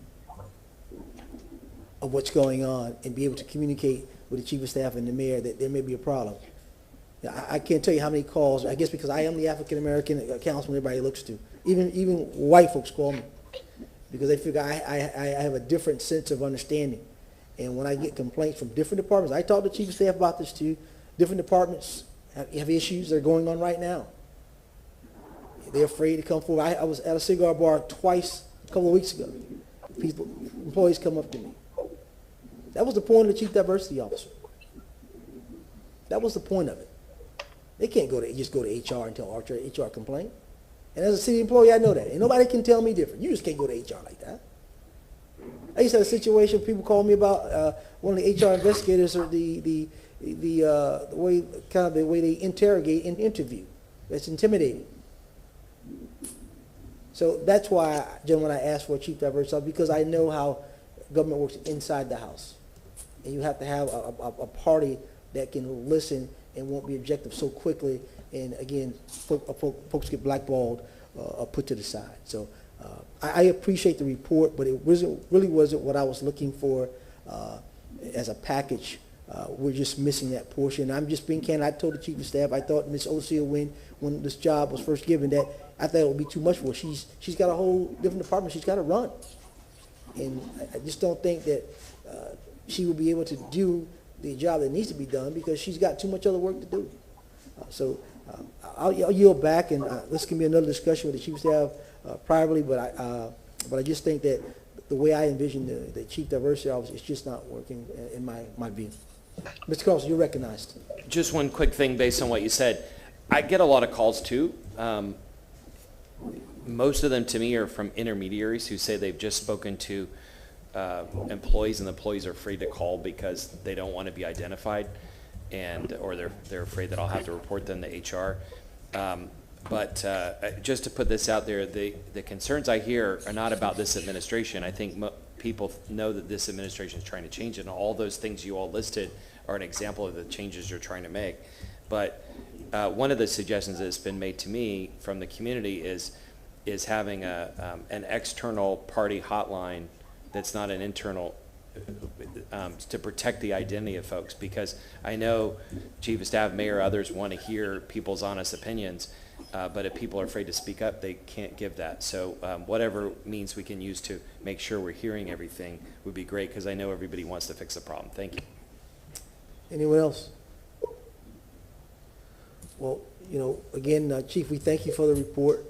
We still have some more work to do, I believe, and hopefully with the next report, we can kick the ball down the field a little bit more. If not, maybe we need to put some more things on the table to make sure we get what we need for the employees and for the citizens. But again, I appreciate the report, but I still think we have a little bit more work to do.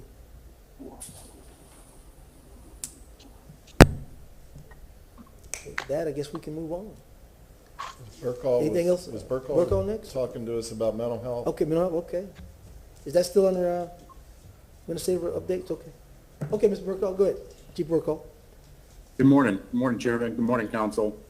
I'm here to give you all an update on our mental health program. I would like to just give you a quick overview and then introduce Gail Ryder.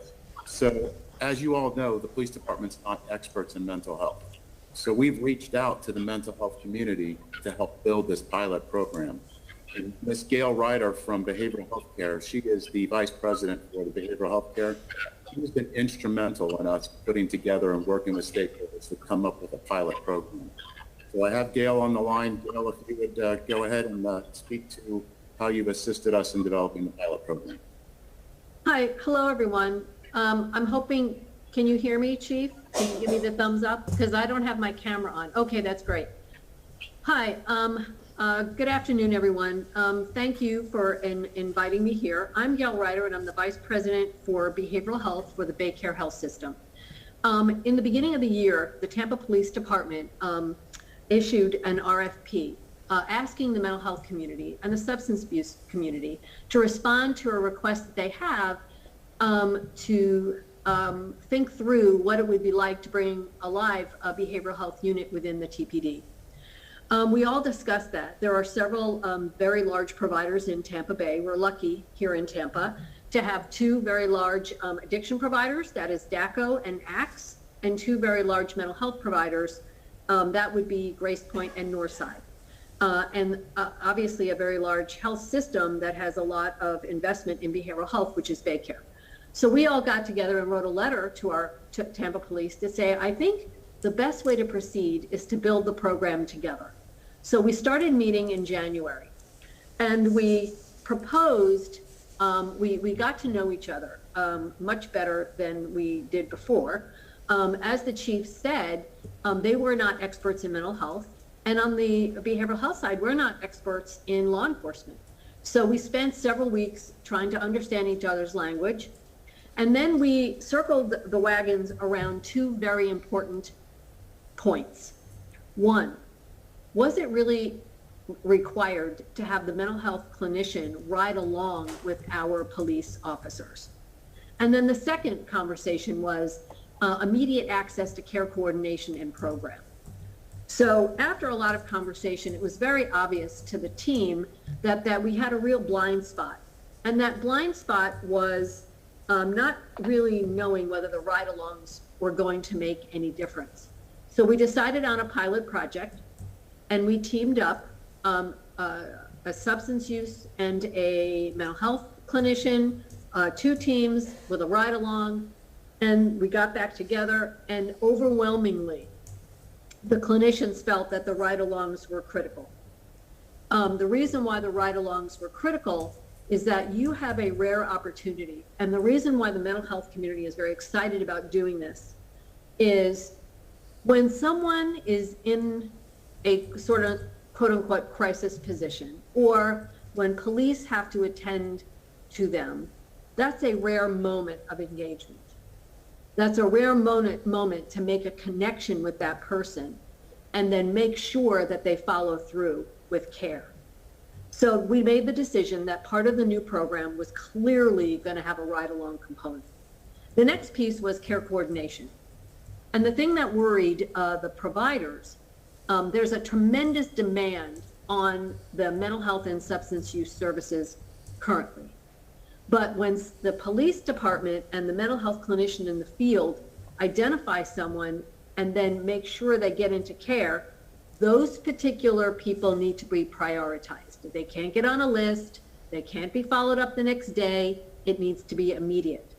So we then, the second part is each of the organizations will have a specific care coordinator totally designed and assigned to the police department. So there is the journey that we traversed. In the middle of all of that, I think the conversations were very purposeful. I think that this is a pilot. I think that it will evolve into what it needs to be going forward. So I think you can expect changes as we go along. I also we've achieved a great deal. We put together a resource guide for our police officers. They now have access to all the resources with all of those organizations. I will spend a minute doing a shout out to USF and to the Crisis Center, who helped the police, circle the wagons around this idea and bring us all together. So With that, I will introduce you to the Tampa Crisis Intervention Response Team. That is a collaborative between all the mental health providers and the police department. And there you can see who we intend to be. So at this time, I think it's very exciting. I think it was exciting before the pandemic, but it's even more exciting now. So we're excited. So I'll hand it back to Chief if you want to add anything else. No, thank you, Ms. Ryder.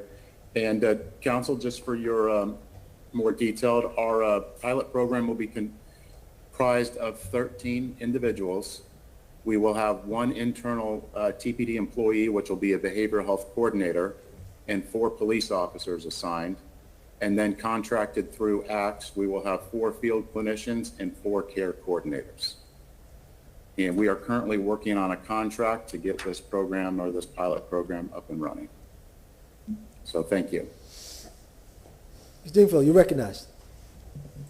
Well, thank you, Ms. Ryder, for your participation. Thanks to all the agencies that have been involved, USF and the Crisis Center in particular. And thank you, Chief Dugan and Chief Burkall for your enthusiastic response in this, and I mean that sincerely. The only question I have, Chief, is budget. What kind of money are we budgeting or tentatively budgeting for this program? And at least in terms of the interim pilot program, and also when do we expect it to be kicked off? Obviously, you probably have to come through council, I guess, but. And then finally, you and I talked about grants. Do we have any grant applications, or how are we doing on grants? Yes, so I'll take the last question first. Grants. We are working with Catherine Hayes, and we've applied for several grants, so that is going to impact what the budget would be. We're anticipating anywhere from $600,000 to $800,000, depending on how this pilot program kicks off. We're working through those details right now, and as soon as we have a draft contract approved by legal, then we'll get a more definite spot on that. Did that answer your question? Timing in terms of actually kickoff? As soon as we can get this contract agreed and ACTS can get their personnel hired, the sooner the better. I'm hoping sometime this summer. While we are simultaneously working on the contract, ACTS is already working on job descriptions and getting ready to have them posted. So we are working simultaneously behind the scenes. Okay, fantastic. I'm very, very thrilled with the progress, and thanks to everybody involved. Anyone else? Chief, anything else for your administrative updates? All right. Gentlemen, let's go on 12 o'clock now. We've got 2 other items to get to, and I know they're hot topics, 52. Council? That's good for now.